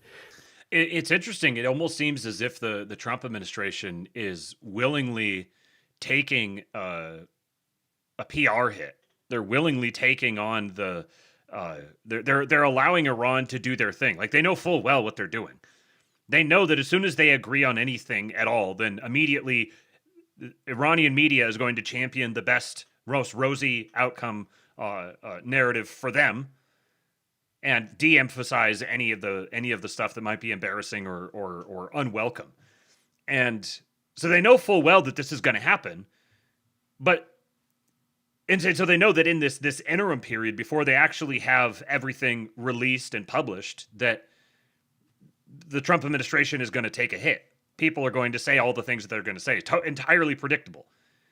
But apparently they're willing to do that. They don't care. They don't care about having to navigate this PR thing for the next few days until the actual terms of the MOU are publicly revealed and signed on. For 47 years, we've obviously had basically a terrible relationship with Iran. They funded a lot of terrorist organizations. There's obviously the nuclear issue that's been in the background, going back well before Donald Trump even got on the political scene. And here's where we are right now. Their nuclear facilities are destroyed. That is just objectively true. Their ability to enrich uranium to build a nuclear bomb, completely destroyed. Number two, their economy is currently in shambles, right? The blockade and all of the other sanctions have had a very profound effect. And number three, they are in a position where what they're saying is that they want to make long-term commitments to the United States and to the Gulf Arab countries to change their relationship. So that's true whether they comply with this deal or not.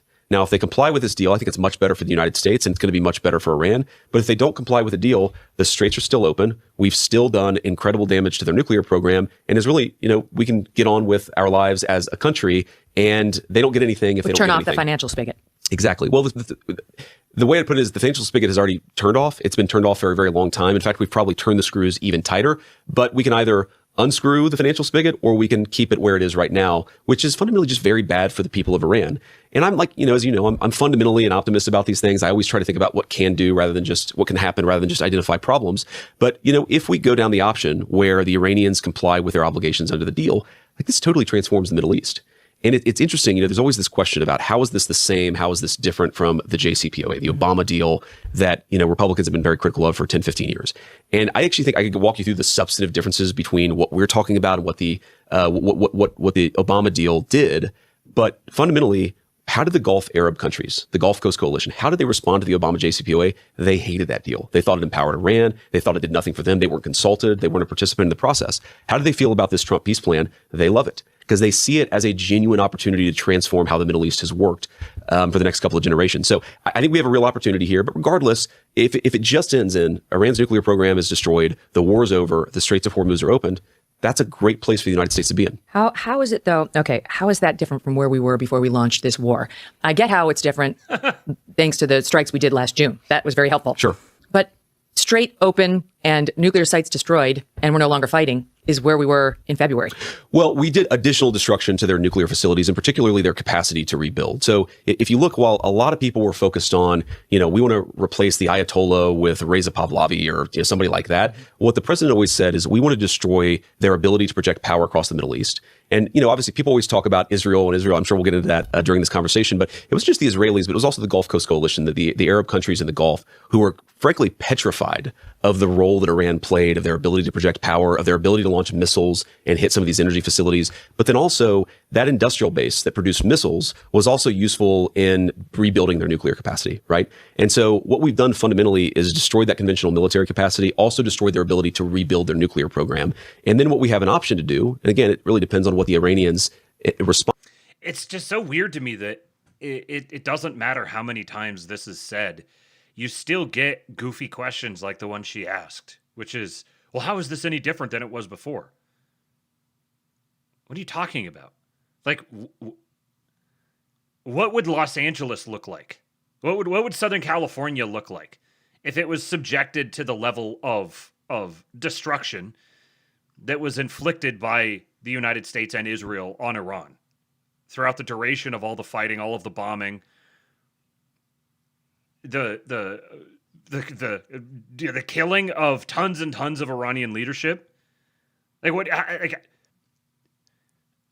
I don't understand why this is like a thing that people just sort of like their eyes glaze over and they're like, but how is it different? What do you mean, how is it different? And also the perspective of the other Gulf states just conveniently gets left out by all the various talking heads at all levels of media. The perspective of the other Gulf states, the only one that matters is Israel. None of the other ones matter, but they're both in the amount of investment that they've done into the United States and then the direct proximity that they have to Iran. Obviously, they've got a very strong vested interest in the Iranian situation being something that they're comfortable living with. And they're not hooting and hollering and howling about all of this. They've been right on board all along. So why is it that Israel is the only other nation in the Middle East that we're ever allowed to contemplate? Respond with. What we have an option to do, I think, is fundamentally transform our relationship with Iran. So, I mean, I liken it to what President Trump was doing in that Middle East summit with Saudi Arabia, with whom we didn't used to have the greatest relationship. Correct. Trying to say, what if we could get along economically? Like, Yes. what if we could help make you rich? Correct. And it like for a U.S. president to look at Iran and even suggest such a thing has many people upset. But if it worked out, would be transformative. Well, it would be transformative. And what the president has said is, I want Iran to be a successful country. But in order to do that, just like with Saudi Arabia, it's actually a great example. You know, if you went back 20, 25 years, one of our biggest concerns with Saudi Arabia is they were funding Islamic radicalism. They sent all the 9/11 terrorists. Yeah, a lot of the ideas, the terrorists themselves, but also the ideas that were spreading all over the Middle East or all over the world were funded, not necessarily by the Saudi government, but certainly by people within Saudi Arabia. The Saudis completely cut down on that, transformed their country, have a great economic and political relationship with the United States of America. And the president's saying, if the Iranians are willing to change their behavior in the same way the Saudis did, then absolutely we want them to be a successful country. And But the two governments are very different. The two governments are very different, but there are similarities too. And again, we just have to go down this pathway, see where we get. If it works out, great. If it doesn't work out, we're still in a good place in our country. What do they have to do specifically to get us to turn on the financial spigot? Yeah, so a lot of this stuff is to be negotiated at kind of the technical level of detail. But it's basically, if you think about it, we care about their attempt to rebuild their enrichment capacity. We care about... So, again, the definition of this is the memorandum of understanding sets up the frame of the conversation where the specific technical details get hammered out. Once again, that is what a memorandum of understanding is. So, I'm sure honestly, I think they've probably hammered out a lot of this already, but it has to be done in the proper order, both for timing with certain things here stateside.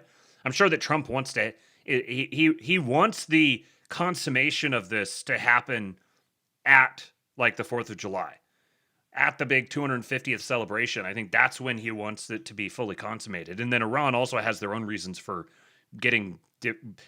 selling their own side of it. And then there's just the matter of literally physically moving people into place to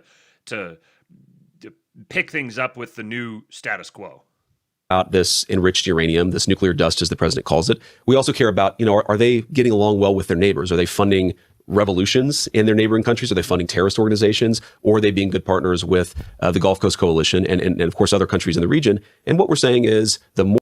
Clearly, the trajectory of this, what they're angling for is they're providing the carrot. They're dangling the carrot, which is pulling them into the rest of the world, integrating them into the new financial system as their own standalone selves within the new system. But they have to live up to that. They have to prove themselves, demonstrate themselves to be stable, reliable, trustworthy, and really they're going to have to prove that to their neighbors. So if they're not doing that, then they're not going to get the carrot.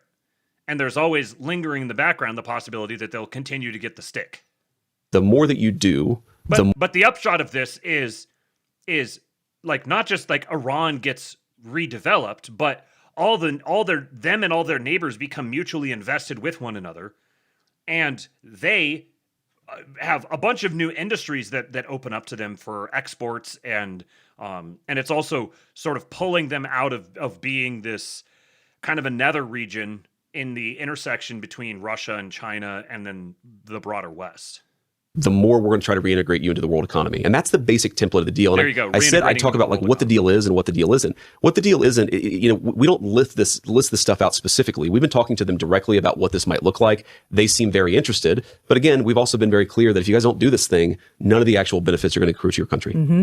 How about Hezbollah in Lebanon? Because, that's a proxy that they're funding. And that could easily queer this deal. It could queer this deal this week, people fear. Never mind on a go-forward basis. Either side, Israel or Hezbollah. Queer this deal, huh? Sure. Look, it's always delicate with these things. And, what we've seen with the ceasefire in Lebanon, and it's been clear, to be clear, a dirty ceasefire. There's been some shooting back and forth. But frankly, there's way less shooting now than there was 2 weeks ago. There's way less shooting 2 weeks ago than there was before. So with these things, as the President of the United States said a couple weeks ago, he said, sometimes a ceasefire just means they're shooting less. Yeah. And that's the progress. And then you get to the next stage. Is it included? Yeah, what do you say in that part of the world? A ceasefire means they're shooting at each other in a more moderate fashion or something like that. Just the master of words. Donald Trump is the master of words. Is Lebanon included? Hezbollah? It is a regional peace deal. It's going to include the Gulf. It's going to include Israel. It's going to include Lebanon. The idea is this is a true regional peace deal because how do we do that if the without Iranians Netanyahu? comply, Sorry, forgive me for interrupting. No. The idea is that if the Iranians comply, then we're going to have gotten that idea from Benjamin Netanyahu. He could transformative deal for the Middle East. And if not, they don't get any economic benefits. The United States, we got what we came to do and we're done. And that's the basic approach. We would not turn on the spigot if Hezbollah hit Israel over and over? Well, what I would say is, like, if Iran is funding Hezbollah, we're not going to allow a bunch of unfrozen assets to freeze to the Iranians, right? Now, I want to be clear about this too, because those are not American assets. There's been a lot of misreporting on this, and people have said, oh, is the United States going to give Iran billions of dollars? No, it'll be very, very crystal clear. Even if the Iranians do everything contemplated by this deal, not a penny of American money flows to Iran. But look, that's pretty unequivocal. Even if the Iranians do everything contemplated by this deal, not a penny of American money flows to Iran. But let me give you an example of, one of these things that people, again, have misrepresented. Reminded of Trump, just like aghast at how Obama literally gave them cash. Like drained all of the cash in all of the banks in the greater New York, Boston, Washington, D.C., Philadelphia area. Just drained all of the banks with cash and sent them pallets of cash. Represented. Let's say, for example, that the United Arab Emirates, they've been one of the best allies that we've had in the region. Let's say that they want to invest in a nuclear power plant in Iran. They really can't do that without us lifting some of the sanctions that exist in the global financial system to make that possible. Now, are the Emiratis going to invest in Iran, or is America going to let the Emiratis invest in Iran unless the Iranians change their behavior? No. So all these people say, well, you're giving Iran money. No. We're saying that if the Iranians change their behavior, we're going to let some of these other countries invest in rebuilding their country and creating some prosperity for their people. That's like a good thing, right? If What do you mean you're going to let? Are you saying that you're like the empire? You get to decide which countries get investment and which ones don't? Uh-huh. Yeah. Yep. Yeah, that's what happens when you have the U.S. Treasury under your control. You decide who gets investment in their country and who doesn't. If the Iranians stop funding terrorism, if they're behaving and their relationship is transformed, not just with us, but with the whole region, like that's a thing to celebrate. Somebody said, I forget who, but somebody said, this is like doing the Marshall Plan when the Nazis are still in control. Mm-hmm. And that's wrong on a few different ways. Number one, the Marshall Plan was a lot of American tax money. This is not American tax money. Number two, we're saying you only get the benefits of the bargain if you change your behavior. If that happens, we're talking about a transformed Middle East. That's a great legacy for the president, but more importantly, it's a great win for the American people. Will we have inspections of what? Yeah, like think about leaving aside whether or not you think it's even possible, but just if you at the outset say the goal here is the reintegration of Iran into the global economy. As Trust Plan Star says, turn on the spigot, you mean allow them to engage in normal commerce, right? The reintegration of Iran into the global economy, and particularly getting Iran with the rest of the Gulf states mutually cross-invested with each other, and establishing more of a what did you call it, like a there's like different offsetting tensions that sort of hold it into a productive stasis. That as a goal would be massively transformative. So if that's the direction that we're heading, then we need to evaluate on that basis. To what extent is Iran being incentivized to reintegrate peacefully and cooperatively and collaboratively with the global economy. By definition, this means strengthening and enriching Iran. This is why the neocons are losing their shit over this. This is why public opinion in Israel has turned against Donald Trump suddenly over the last couple of weeks. This is why Bibi Netanyahu is absolutely shitting his britches over this. Interestingly, I had a clip. I don't think I pulled it up here today, but interestingly, Lindsey Graham has been very cautious and measured in his criticism. Obviously, he's not happy about this, but the man is a just everyday Lindsey Graham. Think what you will of him. Every single day, he provides a masterclass in politicking. I know JD actually talks about the neocons and their political savvy here in a little bit, so we'll keep listening. Of whatever they are or aren't doing when it comes to nuclear/enrichment, and is enrichment even on the table? Because I haven't been able to totally understand what President Trump is saying on that. If they want the benefits of the bargain, enrichment is going to be on the table, and more importantly, verification and inspections is going to be on the table. But that means we let them do it a little? Like, what else are we inspecting? No, look, our plan is, what we would be inspecting is the full part of building a nuclear weapon. So I'm hardly a nuclear engineer, so forgive, the scientists are going to have to forgive me for this summary, but building a nuclear weapon is the infrastructure to enrich uranium. It's the infrastructure to turn enriched uranium into nuclear. He was a communications specialist. He wasn't a nuke.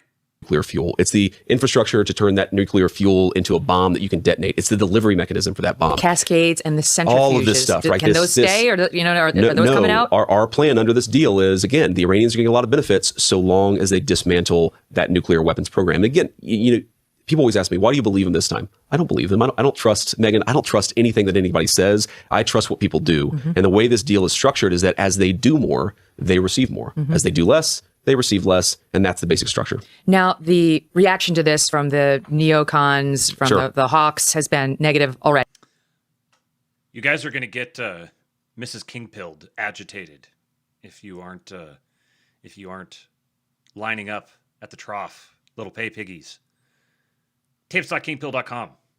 Support your streamer. Keep Mrs. Kingpilled happy. Already. They're mad that they can't see the memorandum of understanding, which I get, actually, in their defense. Why can't we all see the MOU right now? Well, so first of all, the president said by the latest Friday, possibly as early as tomorrow, we're going to release the memorandum of understanding text. The reason why we haven't released it yet is there are some delicate diplomatic things going on where the Iranians, and not just the Iranians, but some of our mediators, the Pakistanis and the Qataris, have asked us to sequence this in the right way. I don't, frankly, fully understand it, but there are sensitivities that exist in the Arab and Muslim world that we're trying to be responsive to. Fundamentally, does it really matter if the deal comes out on Wednesday versus Friday? No, that's why we haven't emphasized it so much, is because at the very latest, the text is going to be out on Friday. Okay, yeah. I mean, you've already signed it, but it's not like legally binding to where you can't undo it. It's a diplomatic agreement. So it's if people freak out, there's an utter meltdown here in the United States. It could always be undone if you change your minds. Exactly. And again, Megyn, I could summarize this deal in like 2 or 3 sentences, which is that if the Iranians change the way that they behave with regards to their nuclear weapon, with regards to their financing of terrorism, we are going to bring them into the world economy. If they don't, we won't. It's really that simple. Okay, so here's some of the reaction. Mark Thiessen said if the deal terms are accurate as has been leaked, it's a complete disaster. He's calling this, by the way, the Vance deal. I wonder why he doesn't call it the Trump deal. I wonder too. There is. Gee, I wonder what sort of incentive there would be in saying both that it's bad and also that it's JD Vance's fault. Ben Domenech, who was on Special Report last night, called this a hillbilly Obama deal. I wonder who that's a reference to. Seems to be a shot at you, sir. Not bold foreign policy. There's a guy. Ben Domenech is such a fucking slimeball. A guy named Yanan Magal, who is an Israeli journalist who's very close with Netanyahu, who is basically his mouthpiece, who called you a lowlife, called Donald Trump a loser. The Israeli ambassador to the United States called this so disappointing. Then there's Mark Levin, who's been rage tweeting about it every 5 minutes. He demands to see the memorandum. He demands that this be treated like a treaty, to where now you have to get congressional approval for the MOU. The Constitution does say you need approval to declare war, which Trump doesn't think he did and didn't seek. But now, and he defended him on that. But now that we're ending it, which you definitely don't need congressional approval for, he wants this treated like a treaty and is demanding you go before Congress, sir. Well, to be clear, I don't think that congressional approval was required. I really firmly do believe that the president, was never a full-scale war in the conventional or legal sense of it. So we definitely made sure that we dotted our I's and crossed our T's here. So I wanted to defend the administration on that point. But it is kind of ironic that they're really, really worried about stopping this thing, but they were completely gung-ho about starting this thing. And look, I want to be responsive and charitable to some of these concerns. So first of all, why do they believe Iranian propaganda only about one thing, the peace deal? They don't seem to believe Iranian propaganda, rightfully so, about anything else. So if you're in the position of endorsing Iranian propaganda only when it's related to this peace deal, then maybe you should check yourself a little bit and question your sources. The second thing that I'd say is, what is their alternative? If you look today, Brent crude is around $78 a barrel. West Texas crude is even lower, $75, $73 a barrel. I mean, the numbers float around a little bit. But what that means is lower gas prices for Americans, lower energy costs for Americans. That means that this little blip that we've had of an increase in energy costs, which has caused a lot of people some problems, we're now getting back to normal.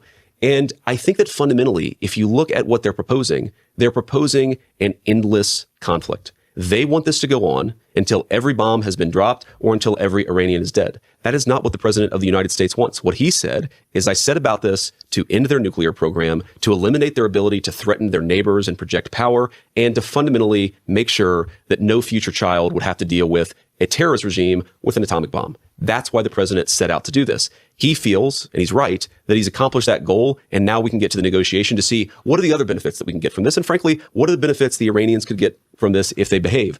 I just don't think that people who are criticizing this, one, they're not actually dealing with the reality of what's in it, and number two, they don't have an alternative. If your alternative is just to drop bombs without any clear goal or any clear American interest implicated, then you're not making the wise decisions on behalf of the American people. The president is, and that's why we're in this position. I'm going to give you a shot from Sound on Tape from John Podhoretz, who is the chief over at Commentary Magazine, which is very pro-Israel, very neo-Connie. Preview, he's not happy. I honestly don't know if it could be worse. America is going to be in a strategically, tactically, and militarily worse position than it was under Biden. He made a choice to test America's resolve, and he has choked. He has chickened out. He has bled himself dry. Trump, the crazy lunatic psychotic who doesn't care about lives and will do anything and do anything, could not bear the idea of putting a boot on the ground anywhere in Iran, and could not bear the idea of a single American possibly being taken hostage, which I understand. I'm not saying that either of those is a good thing, but if you're going to go to war, you have to put boots on the ground. Everyone in the military has volunteered to put their lives on the line for their country, and that the country itself may have to sacrifice in the form of wildly higher oil prices if you think that the American national interest has to be engaged in this process. And if you go into the process and you lose it, and it's a complete war of choice, you have made things worse. The situation is worse. Imagine not supporting the president that is subjecting John Podhoretz to such anguish. What's on that? Well, there's a lot to respond to in there, but I actually think, John, I appreciate that because John is kind of giving away the game. He's saying he really doesn't care that much about higher oil prices for Americans, doesn't care about high gas prices, and he wants boots on the ground and in a doesn't country. seem to care about casualties. Exactly, and wants boots on the ground and casualties in a country of 95 million people where, again, the president of the United States never said that his goal was to install Reza Pahlavi to become the new leader of Iran. What he said is, if the Iranian people want to rise up, great. That's their business. That's between them and their government. What we want is a cessation of their nuclear program, either through diplomatic means or through military means, as he ultimately went down that pathway. It's almost like someone was sitting here day after day, all throughout the last several months, telling you that Israel and the neocons have their own axe to grind against Iran. Donald Trump has his own axe to grind against Iran, and Trump was using Israel and the neocons to do his bidding. They are the client state. And I think, Megyn, there's actually a deeper foreign policy debate that I think the last few months has sort of papered over here, which is when President Trump uses military power, he's not an isolationist, right? He's not a... Thank you, Emperor Atreides. Congratulations, Caradwin. You can now use the channel emotes again. Ron Paul guy. Clearly. He never has been. Which is, Megyn, there's actually a deeper foreign policy debate that I think the last few months has sort of papered over here, which is when President Trump uses military power, he's not an isolationist, right? He's not a Ron Paul guy. Clearly. He never has been, never was. But what he is a guy who says, if I'm going to use American military power, I want to accomplish a discrete objective. And every single day I saw it very, very much on the inside. He was asking, have we accomplished that objective? Can we stop this? And once we got to the point where people were saying, yes, we feel like we are in a much stronger position. We feel like their nuclear program is destroyed. We feel like their conventional military, it's going to be impossible for them to rebuild it for very, very many years. He said, okay, then I want you to go and negotiate a deal that transforms the Middle East. And that's what he did. I mean, how integral was the sneaking of the oil out of the Strait of Hormuz overnight? Very important. Because to me, that was one of the best things we did. Correct. They thought they shut down the strait and had us by the neck. Correct. We closed up their ports, which gave them skin in the game. But we were secretly getting oil out of there because the biggest pressure point on us has been the prices, the energy prices. That's absolutely right. And so for the first few weeks of this, actually, there was this totally misaligned thing where the Iranians were getting oil out of the Strait of Hormuz, but literally nobody else was. And we kind of flipped that on. I'm kind of curious to hear what he has to say here, because I know that Joaquin Flores' take on this has been that that this wasn't like, oh, the United States was secretly getting this oil out, that the Iranians, basically he said all along that this is essentially a fake war, and that it's much more coordinated and worked out in advance between Iran and the United States than it appears. And so a lot of what we're seeing is kind of performance kayfabe, and that's what you get, the sequencing of operations, because they can sequence operations because the whole thing is being intentionally sequenced. So he said this is that this is oil that's been coming out through the strait the whole time, and everybody knows it. Which to me, it's kind of like I on one hand, I could say that it seems bizarre to me that Iran would not be aware. It's not like Iran is they're not a bunch of like backwards goat herders living in the mountains. They're a sophisticated economy, and they're technologically advanced, and so like on one hand, I find it hard to believe that they were just oblivious to the fact that all of this oil was being snuck out, and they had no clue. But then on the other hand, depending on how much of their leadership has been killed and how much of their power structures have been rearranged, it's possible that they've just been communication lines and stuff have just been so disrupted that they're kind of flying blind, so to speak. So I don't know. So I'm curious to hear what JD says here. The prices, the energy prices. That's absolutely right. And so for the first few weeks of this, actually, there was this totally misaligned thing where the Iranians were getting oil out of the Strait of Hormuz, but literally nobody else was. And we kind of flipped that on its head a little bit. We shut down any access they had to the Strait of Hormuz. They couldn't get anything in or out. But while that was happening, we were getting, sometimes it was 12 million barrels, sometimes it was 3 to 4 million barrels, but it averaged out to many millions of barrels every single day that us and the Arab allies were getting out of the Strait of Hormuz. Iran was getting nothing. And that leverage point did increase the pressure on them. This idea of closing the Strait of Hormuz, this has obviously been in some ways the biggest strategic back and forth of the entire conflict. That's a card you can play, but if you play it every day, it gets weaker and weaker and weaker. And again, I think that's one of the reasons why we are in a stronger position here. And Wow. Think of that. An asset being deprecated, deploying leverage actually decreases your leverage. Who could have thought of such a thing? And why the Iranians are coming to the table.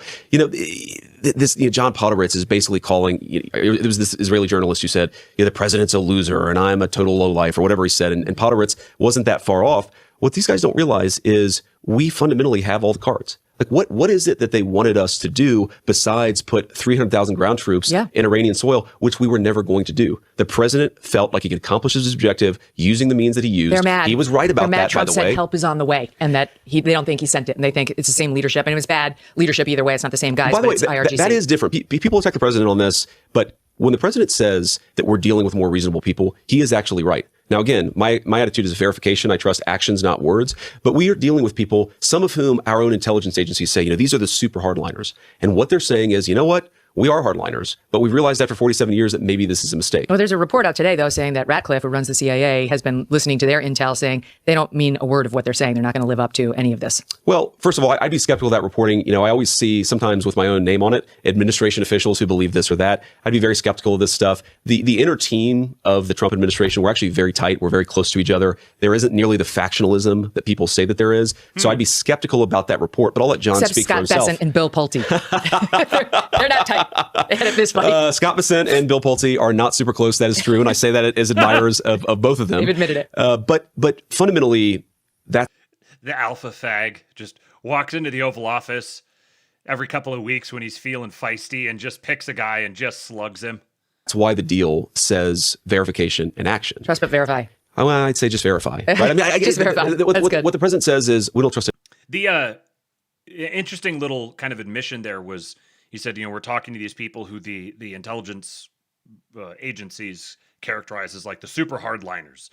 And he says, they say, yeah, we are the hardliners, but we're ready for change here. I think the buried lead in that is that they are talking to different people. This is confirmation from Vance, part of the inner circle, that they aren't talking to the same people that they were talking to before. They're talking to a new faction of so-called hardliners who now they're saying are basically like, yeah, we need a change in trajectory, which squares with the reliable stuff that I've consumed about the whole conflict since it began. Don't trust anybody. And I think that's exactly right. He said, we don't trust our allies. We don't trust our foes. We trust action. Yep. And that's what we have to anchor ourselves to. All right, let's talk about what happened to the GOP base as a result of all this. Okay. Because it's divided. I know you've experienced it yourself. I've experienced it too. It's been sort of a sad, tumultuous, stressful time. Sure. It's much more fun, I think, for most of us who lean right or right-leaning independents to be fighting with the left. But it's been kind of civil war-y over on the conservative team since this whole thing got launched. Yep. And the non-interventionalist right feels very betrayed by it. Whether you agree with that they've been betrayed or not, Mr. Vice President, what do you say to those people? Well, what I'd say to them is... That is a good framing. Like, whether or not you agree that they actually have been betrayed, they do feel that way. Is one, I think you can walk through all the ways in which this has led to a good place for the United States of America. And I'd ask them not to sort of view this purely through the filter. I know, a lot of these folks are frustrated with the role that Israel has in all this. We can talk about that. But don't look at it from the lens of, what is it that different people think about it? What do you think about it? Fundamentally, do They're you against think... it. I've talked to a lot of them. But I'm saying, ask yourself, I think you can make the best argument that the nuclear program is destroyed. The Iranian conventional military is destroyed. We had, yes, a temporary rise in energy prices that's already coming down substantially. And we didn't get, as I said repeatedly, we were never going to get the quagmire that a lot of people were warning about because Donald Trump is just not George W. Bush. Mm-hmm. So I would say the first argument I'd make is look at where we are right now. And I think you can make the best argument that where we are right now is a good place for the United States of America. And again, if we transform the Middle East, this was fundamentally worth it. Okay. The second argument I'd make, and this is maybe, is this. Even if you disagree with this particular action, it's completely ridiculous to pick up your marbles and go home. That's not how politics works. Mm-hmm. And I've been very much on the inside of a lot of these debates and conversations. Some people have criticized our immigration policy. Some people have criticized tax policy, or some people have criticized foreign policy. The way that politics works is that you have to stay engaged in the process. You absolutely have to make your voice heard. But right now, we have a very good deal for the American people. And importantly, we have a constituency right now that is saying that we're going to send boots on the ground. They want Donald Trump to send hundreds of thousands of ground troops into Iran. The best thing, we need Republicans. But we need people to be pushing back from inside the tent. Okay, the but wait, some of us push back, point. And then we're told, and I quote, those who speak ill of Mark Levin are not MAGA. Well, the president, as he does, is pushing back at a criticism of yours that he thought was unfair. Not just me. I mean, a lot of the non-interventionalists. But I talked to him last night and I said, Mr. President, I'm going to go on Megyn Kelly's show and I'm going to defend the administration's policies. Absolutely. I love that. Because, again, good. Tell him he should do it next. He engages and he's going to criticize you when he agrees or disagrees with you. I don't mind his criticism. He's going to say fine. nice things about you when he agrees with you. But that's what I actually love about the president is he's not like viewing these debates from the outside. He's participating in them himself. And again, Megyn, it's almost like we have 10 plus years of experience of him being exactly like this.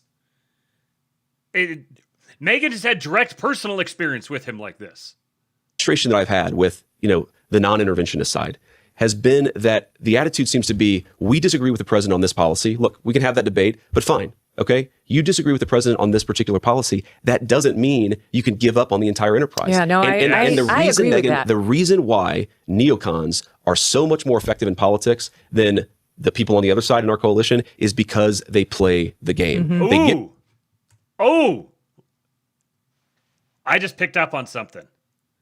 Did you hear that? Did you hear that little pause?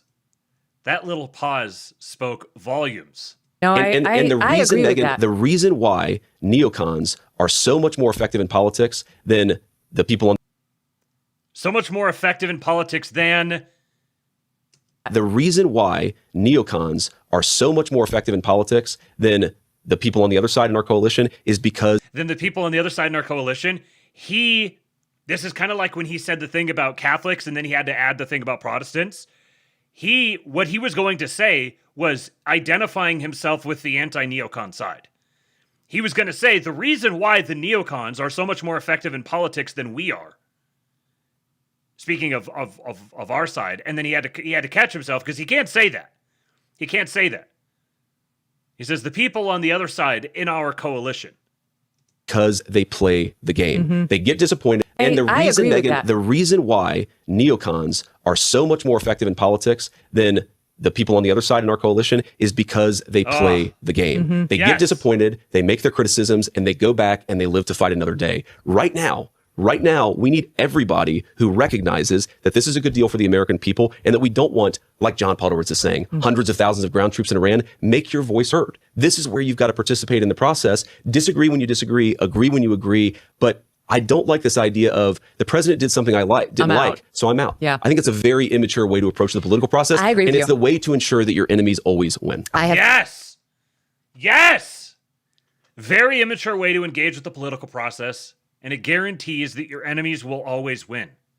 It's so simple. It's so straightforward and simple. Yet we have to get the frickin' vice president to come say this. Because it's not like they're just, I just kind of disagree. It's like, no, Trump is Trump is the Antichrist, and he's actively covering for all of his friends who are pedophiles.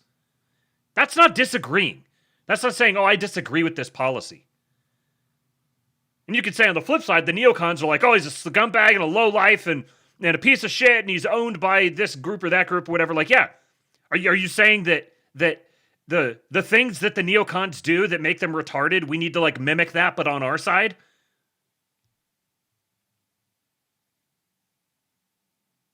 It's possible to disagree and also not just automatically default to the same retarded talking points over and over again that are so demonstrably not the case. They're so demonstrably untrue. Like Trump is owned by Bibi. Trump fucking hates Bibi. Trump is ending Bibi's career. Every single time that Bibi starts getting big for his britches, Trump is like, hey, you remember that big investigation? You remember how as soon as you leave office, you're going to go to jail? Yeah, maybe don't get too big for your britches. I've been saying the same because a lot of people have been saying that they feel blackballed by the whole experience. Like I'm just out. And I have been trying. I've been saying Megyn, maybe she is having a change of heart, which is great. Okay, she has a change of heart. Good. But she has been one of the voices leading the charge on this. I'm trying to make the point that you can't do that, right? No, you got to stay. That's right. But realistically, because after these midterms are over, can I make one more point about this, Megyn? This is like very important. I'm sorry to interrupt, but no, it is. So look, the coalition that made Donald Trump the president of the United States and J.D. Vance the vice president of the United States. People have to remember this. It was Megyn Kelly and Tucker Carlson and Joe Rogan. It was also Mark Levin. It was also a lot of people like John Podolitz who want a more aggressive foreign policy. What I think is important, I'm never going to say that John Podolitz is not welcome in the Republican Party. He is. But just as he's disappointed right now, sometimes other people are going to be disappointed at other times. You can't just quit politics because the leader of a country of 330 million people makes a decision you disagree with. He's so good at I agree with you. I know a lot of people don't agree with us here. They're very, very angry over the Iran war. It was like their number one issue. And they feel like Trump is not the man they thought he was because he betrayed that promise and didn't explain much about it. And I understand their feeling too. But I will just say that he didn't explain much about it. He has said the exact same thing since the very beginning. He has delineated exactly what his goals are. And he has made decisions toward accomplishing those goals. If anything, he's over-explained. Podolitz and Levin and all those, that's the original Never Trump crew. They hated him. I was there. I had those people comment on my show saying, absolutely not, never Trump. And then they embraced him like a bear hug just as soon as he decided he was going to attack Iran and was cozying up with Israel. And that's their main issue. And now they're starting to get a little wobbly. And I wonder whether the president sees maybe his new best friends aren't quite as in love with him and loyal as he thought. Or maybe he knew from the beginning. Why do we have to act like Trump is retarded? No, Trump rope-a-doped him. He knew exactly what it's not like he's never met these people. It's not like he hasn't known them his entire life. He knows exactly who these people are. He rope-a-doped them. He capitalized on their support for military activity against Iran to do his own thing. Yeah, and I would say the same thing to them that I'd say to the non-interventionists who have been a little blackpilled over the last few months. I'd say you don't quit the political process just because the president, who, by the way, has way more information than any of his critics have, is making a decision that they don't agree with. Disagree with it. We have the First Amendment in the United States of America. I'm not saying be a patsy. I'm not saying be, a person who always falls in line. Make your viewpoint understood. But I think this is a very important part in a coalition. We have a two-party system in this country. You've got, 80 million people, 85 million people who voted for Donald Trump. Nobody is going to agree with the administration 100% of the time. So, it actually doesn't bother me that Mark Levin is criticizing this deal, even though I think this deal is great for the American people. I'm going to go on a show for the next few days. I'm going to defend it. What would bother me is if Mark Levin said, you know what, the president just did something I didn't like, and I'm going to go home. I'm not part of this coalition. Screw that guy. I think that's the mistake that way too many people across our political system make. Has any of this influenced your thoughts on a possible run? Don't tell me you're not thinking about it. And I know you gave me that answer, but after these midterms are done, it's on. You don't have 3 years. You have about 6 months. I'm not thinking about it, Megyn. You have to decide. You're going to have to decide. I mean, you know me, and you know that like I'm kind of a procrastinator. Mm-hmm. I don't make decisions until I have to. It probably frustrates my wife a lot of times. Literally me. But we still don't have a name for our baby. And every time my wife tries to talk to me about it, I'm like, well, let's just figure it out when we actually see the baby and see what he looks like and want to name him. It's a boy, right? We know it's a boy, but we don't have really even a single name that we've picked out that both of us liked. And the baby's coming in about 4 weeks. I just make decisions when I have to. Yes, after the midterms, I will eventually have to make a decision. Let's make it then. If you don't run, you represent more of the non-interventionalist wing. And you're all over the New York Times as reportedly predicting this would be a disaster. It's going to cause regional chaos. It's going to break apart Trump's coalition. Don't believe everything you read in the New York Times. Oh, that's Megyn. okay. There may be tapes now given to Maggie Haberman. Which is crazy, by the way. That was a very weird story. Very weird. You're talking about the Epstein. So just for your audience's sake, there was this story about Epstein that came out in the New York Times. And half of it or so was BS, and about half of it, It's the way it always goes. That's how these stories always. There's always an element of truth. There's always an element of non-truth. But there were certain things in there that legitimately made me worried that people were taping. Yeah, in the Situation Room. Which, by the way, is a felony. Yeah, it's a super dangerous. My vice president is trying to teach you guys media literacy. Yeah, so that was weird. That story was very bizarre. It was sort of a nothing burger of a story in the sense that everybody sort of knew all those details anyway. But the fact that somebody had taped. Well, where I was going with that list of predictions of yours that turned out to be true. Interesting.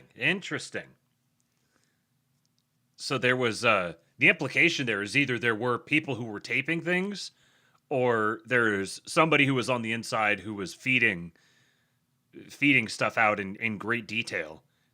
And I would suspect if he is not only thinking that but willing to bring it up and mention it here, that perhaps we may wind up hearing more about that eventually. Was if you don't run, who would run that would represent that wing of the party? Well, I think the committed non-interventionist America First Ted Cruz could be a representative for that wing of the party. Who else you got? He's clearly running for president. I think about how do I be successful in this job. Mm-hmm. There are a lot of interesting people out there. Some of them won't for president, some of them won't. I really just don't think about it. Part of it is I'm not, as you know, I'm not a sort of person who thinks of all, who are the people I have to be worried about, who are the people I have to not be worried about. I just live my life. It'll all work out. No, in our first conversations in 2017, you were offended that I said you could be a politician one day. I was. You thought you gave up used car salesman vibes. Yeah, now here I am. Look at Vice you President here. of the United There's a Secret States. Service everywhere. All right, let's talk a bit about your book, because Okay. I actually do think it's a great book. It's called Communion. It's called Finding My Way Back to... How much more of this we got here? Okay, yeah, she finishes up with him in about 10 minutes or so. Faith. Sure. Here it is right here. You can get it today. And I actually learned a lot about you in this book that I didn't know. I love that you begin it with Mama, who is everybody's favorite person. And here is what you say. Mama hardly fit the stereotype of a sweater-knitting, kindly old grandmother, and her faith wasn't always, perfectly consistent with her own... Look at that shirt. That is very obviously the 90s. ...religious upbringing. She loved to say the F word. I can't relate. And when she died, she owned 19 loaded handguns. Mama's God suited her, loving and forgiving, but tough, demanding, and possibly packing. So you credit her with giving you the gift of faith. That's right. How did you get to the point where for a time you lost it? Yeah, it just didn't stick. And I think this is one of the many reasons that motivated me to write about this is, I've got 3 little kids. I've got a 4th on the way. We take our kids to church every Sunday. And for some kids, even though their parents believe, even though they pray, even though they try to raise their kids to be followers of Jesus Christ, it just doesn't stick. And part of this was sort of trying to understand why didn't it stick for me? And I think there are a couple of reasons for that, Megyn. I think one of them is that fundamentally, I started to care about things that were, if not anti-Christian, then just were totally separate from Christianity. Like I don't know what it is. Maybe just an innate character flaw that I have, but I just cared so much about making as much money as possible, getting the best job, going to the best. Look, I had this fever for rising. Well, I wanted when to you rise come from above my nothing, circumstances. Yeah, that can happen. Which again, there's a legitimate urge there, right? Which is provide your kids stability, provide your kids some of the things that you didn't have. I think that's all well and good, but what I had was way more beyond that. It was ambition. You describe it as ambition's a sake. striver. You said I was a striver. I was a super striver. And, you know, I got to Yale Law School and I had like all of these outward markers of success. I'd fallen in love with Usha. We were dating at the time, but not yet married. And He had a thirst for the striver class. I started to think to myself, like, which would make sense coming from his background. Am I a good person? And the answer that kept coming back is no, I care way too much about stuff that doesn't matter and way too little about stuff that does matter. And then at the same time, like I have this self-impression. Yeah, this is back in the era of Christopher. Yeah. D. Allman over on YouTube he said, we take our kids, not I, for all the wife haters. Yeah, we do not tolerate Usha Vance counter-signaling here in the kingdom of the astrolabe. Does matter. And then at the same time, like I have this self-impression. Yeah, this is back in the era of Christopher Hitchens and Richard Dawkins, the new atheists. I have this impression of myself of like, I'm super rational. I form opinions based on reason and intellect. And there are all these bumpkins who believe in things like Jesus, and it's just a superstition. But yet, all of those people who believed in Jesus, or at least a lot of them, were very good people. They were much happier. They were much more well-adjusted than some of the people I saw in the elite circles that I was running in. The Sella corridor. They were like these, they were these I call it rays of light, where there were these little pieces of evidence that there was some deeper truth to Christianity and that it motivated something that was very good and very powerful. Like it wasn't a conversion on the road to Damascus, but He speaks so naturally about this stuff. I've read that. If you guys haven't listened to me doing the live reading of the conversion of J.D. Vance, just go look in the backlog. I did it. I think it was like the summer of 2024, or it might have been right after the election, beginning of 2025. I don't remember. But he wrote a blog post on some obscure Catholic blog talking about his own conversion. The conversion of J.D. Vance, I called the episode. You can't fake this sort of spiritual vulnerability and the ease and how natural it is for him to talk about this stuff.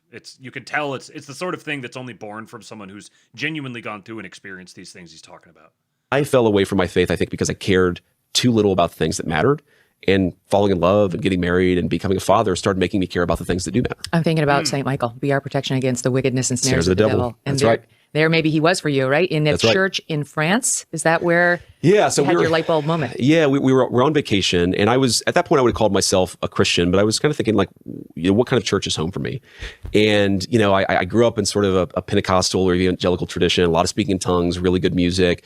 I also had, my uncle was Catholic, and I had some Southern Baptists in my friend circle. It was it was like a hodgepodge of American Christianity. But what I was attracted to in my own church in Catholicism was just the sense that it was like stable, right? Things didn't change that much. Never. That's exactly right. I love it. There's always going to be a male priest up there. You know exactly what you're going to get. There's not going to be a homily on accepting trans children like I saw in the Episcopal Church. And you go to church in New York City, or you go to church while you're on vacation in France, you go to church in rural Ohio, and it's the same readings. The homily might differ from church to church, but like you said, there isn't, this is why we should have men playing in women's sports. There's not going to be a pride flag hanging outside. And like more importantly than that, there were just a lot of people, good friends of mine, who were good Christians, who were good people, who were good role models to me. They were good husbands and good fathers. They had what I wanted to have, and they were Catholics, and that kind of... Good husbands and good fathers. The role models that led him to the Catholic Church were good husbands and good fathers. Led me into the church. And so, but that said, even though I was sort of attracted to this church, that was in the peak of some of the sex abuse investigations that were going on. This is the summer of 2018. There was a really bad investigation that I think came out of Pennsylvania. Yes. And I've got a little baby boy, and I'm reading these things, and I'm like, it felt like, on the one hand, I'm really attracted to the stability of this church. On the other hand, this is some pretty icky stuff. And I just was thinking a lot about it and trying to reason my way through it. And we're in this church in France, and Usha's like, in the bathroom somewhere. She's not even in the church. So it's me, my son, he's, a year old, he's asleep. And it's just one of these beautiful old cathedrals, and it's the perfect time of day. So the light is shining through this beautiful stained glass window, and you can kind of see like the specks of dust in the light. And I just had this feeling of like, I belong here. And it's not always perfect. That's one of the great lessons of the Bible is God takes these people who are deeply, profoundly sinful human beings, and he actually chooses to reveal himself through them. And you can't just again, pick up your marbles and go home because there is a sex abuse scandal. The fact that there's a sex abuse scandal means that you need better people, that you need people who are committed to what's good in this institution so that you can actually try to fight against the bad. And that feeling of... What a lesson there. What a lesson there. The bad thing happening is actually a judgment on the good people who were not there. Belonging is ultimately led me to get baptized about a year later, and we've been going to church every Sunday ever since. And you're raising the kids Catholic. We are. Yeah, Slutty Milk. I wonder what else that applies to. Things are bad. Therefore, the good people who are not actively involved trying to make things better are the ones who truly bear the obligation, the duty for the continuing badness. This applies not just in the political realm, but in the civilization at large. We started off the episode talking about you have all these different foreigners who are coming here with this great pride around their teams, and then the American pride is kind of not really we have we're experiencing the pride of our great nation, and all the foreigners coming here and experiencing how actually wealthy and polite and friendly and convenient and beautiful and everything that our nation is. But it's like the the grimy Jew Dave Portnoy being like, oh, I'm not really excited that much about the Americans. All these other people, the way they're acting, that's got me really excited. Well, that's kind of a judgment of the Americans. You may not like where you're hearing it from, but if in that particular small subject, the pride and spirit around the American team, if that's not reflecting out, if that's not, if people aren't picking up on it, and they're just kind of just kind of nonplussed by it, it's not their fault. It's the fault of the people who are not contributing to that, and that goes at all levels of civilization. Okay, and I know you point out in the book, we only have about a minute left, but after Charlie's death, you were both feeling devastated, you and Usha, and then that's when you found out she was pregnant with your fourth child. Yeah, so this makes me very emotional to talk about because, after Charlie got killed, the next day, it was 9/11. I'll never forget that because I was supposed to go to New York for the 9/11 memorial service, and I flew out to pick up Charlie's body, and then I flew he and Erica back to their home in Arizona. So I flew out to Utah and then to Arizona. And Eric was devastated, and you know both of them, knew both of them very well, and know Erica very well, and she was just crying and so upset. But she said something that really stuck out at me, which is, "I wish that we'd had more kids," and that just hit me like a ton of bricks. And a couple months later, Usha became pregnant with baby number 4. Yeah, I don't know. I'll stay in my lane, but I wouldn't be surprised to hear if that baby winds up with at least a middle name that sounds familiar to us from that family. All right, I'm going to stay out of it. I'm sending lots of love to her. Thank you. In the last few weeks of this pregnancy, and to you as well. We're praying for you both every day. God bless. Appreciate it. Thanks for coming on. Don't forget, Thanks, the book Megyn. is Good to see called Communion by J.D. Vance. Check it out. Well, yeah, you skipped the 9/11 thing for Charlie. Yeah. Yeah, like I said at the beginning, he is, I have no doubts or qualms at all about him as a person. He is 100% our guy through and through. He's literally me, except for he's a vice president and I'm a streamer on the internet who begs and pleads for tips and super chats to no avail. I've got to go down and be abused by my wife now. She's going to feed me tasteless slop as a consequence of me not bringing home the bacon. Go join the King Pill Discord, folks. Kingpill.com.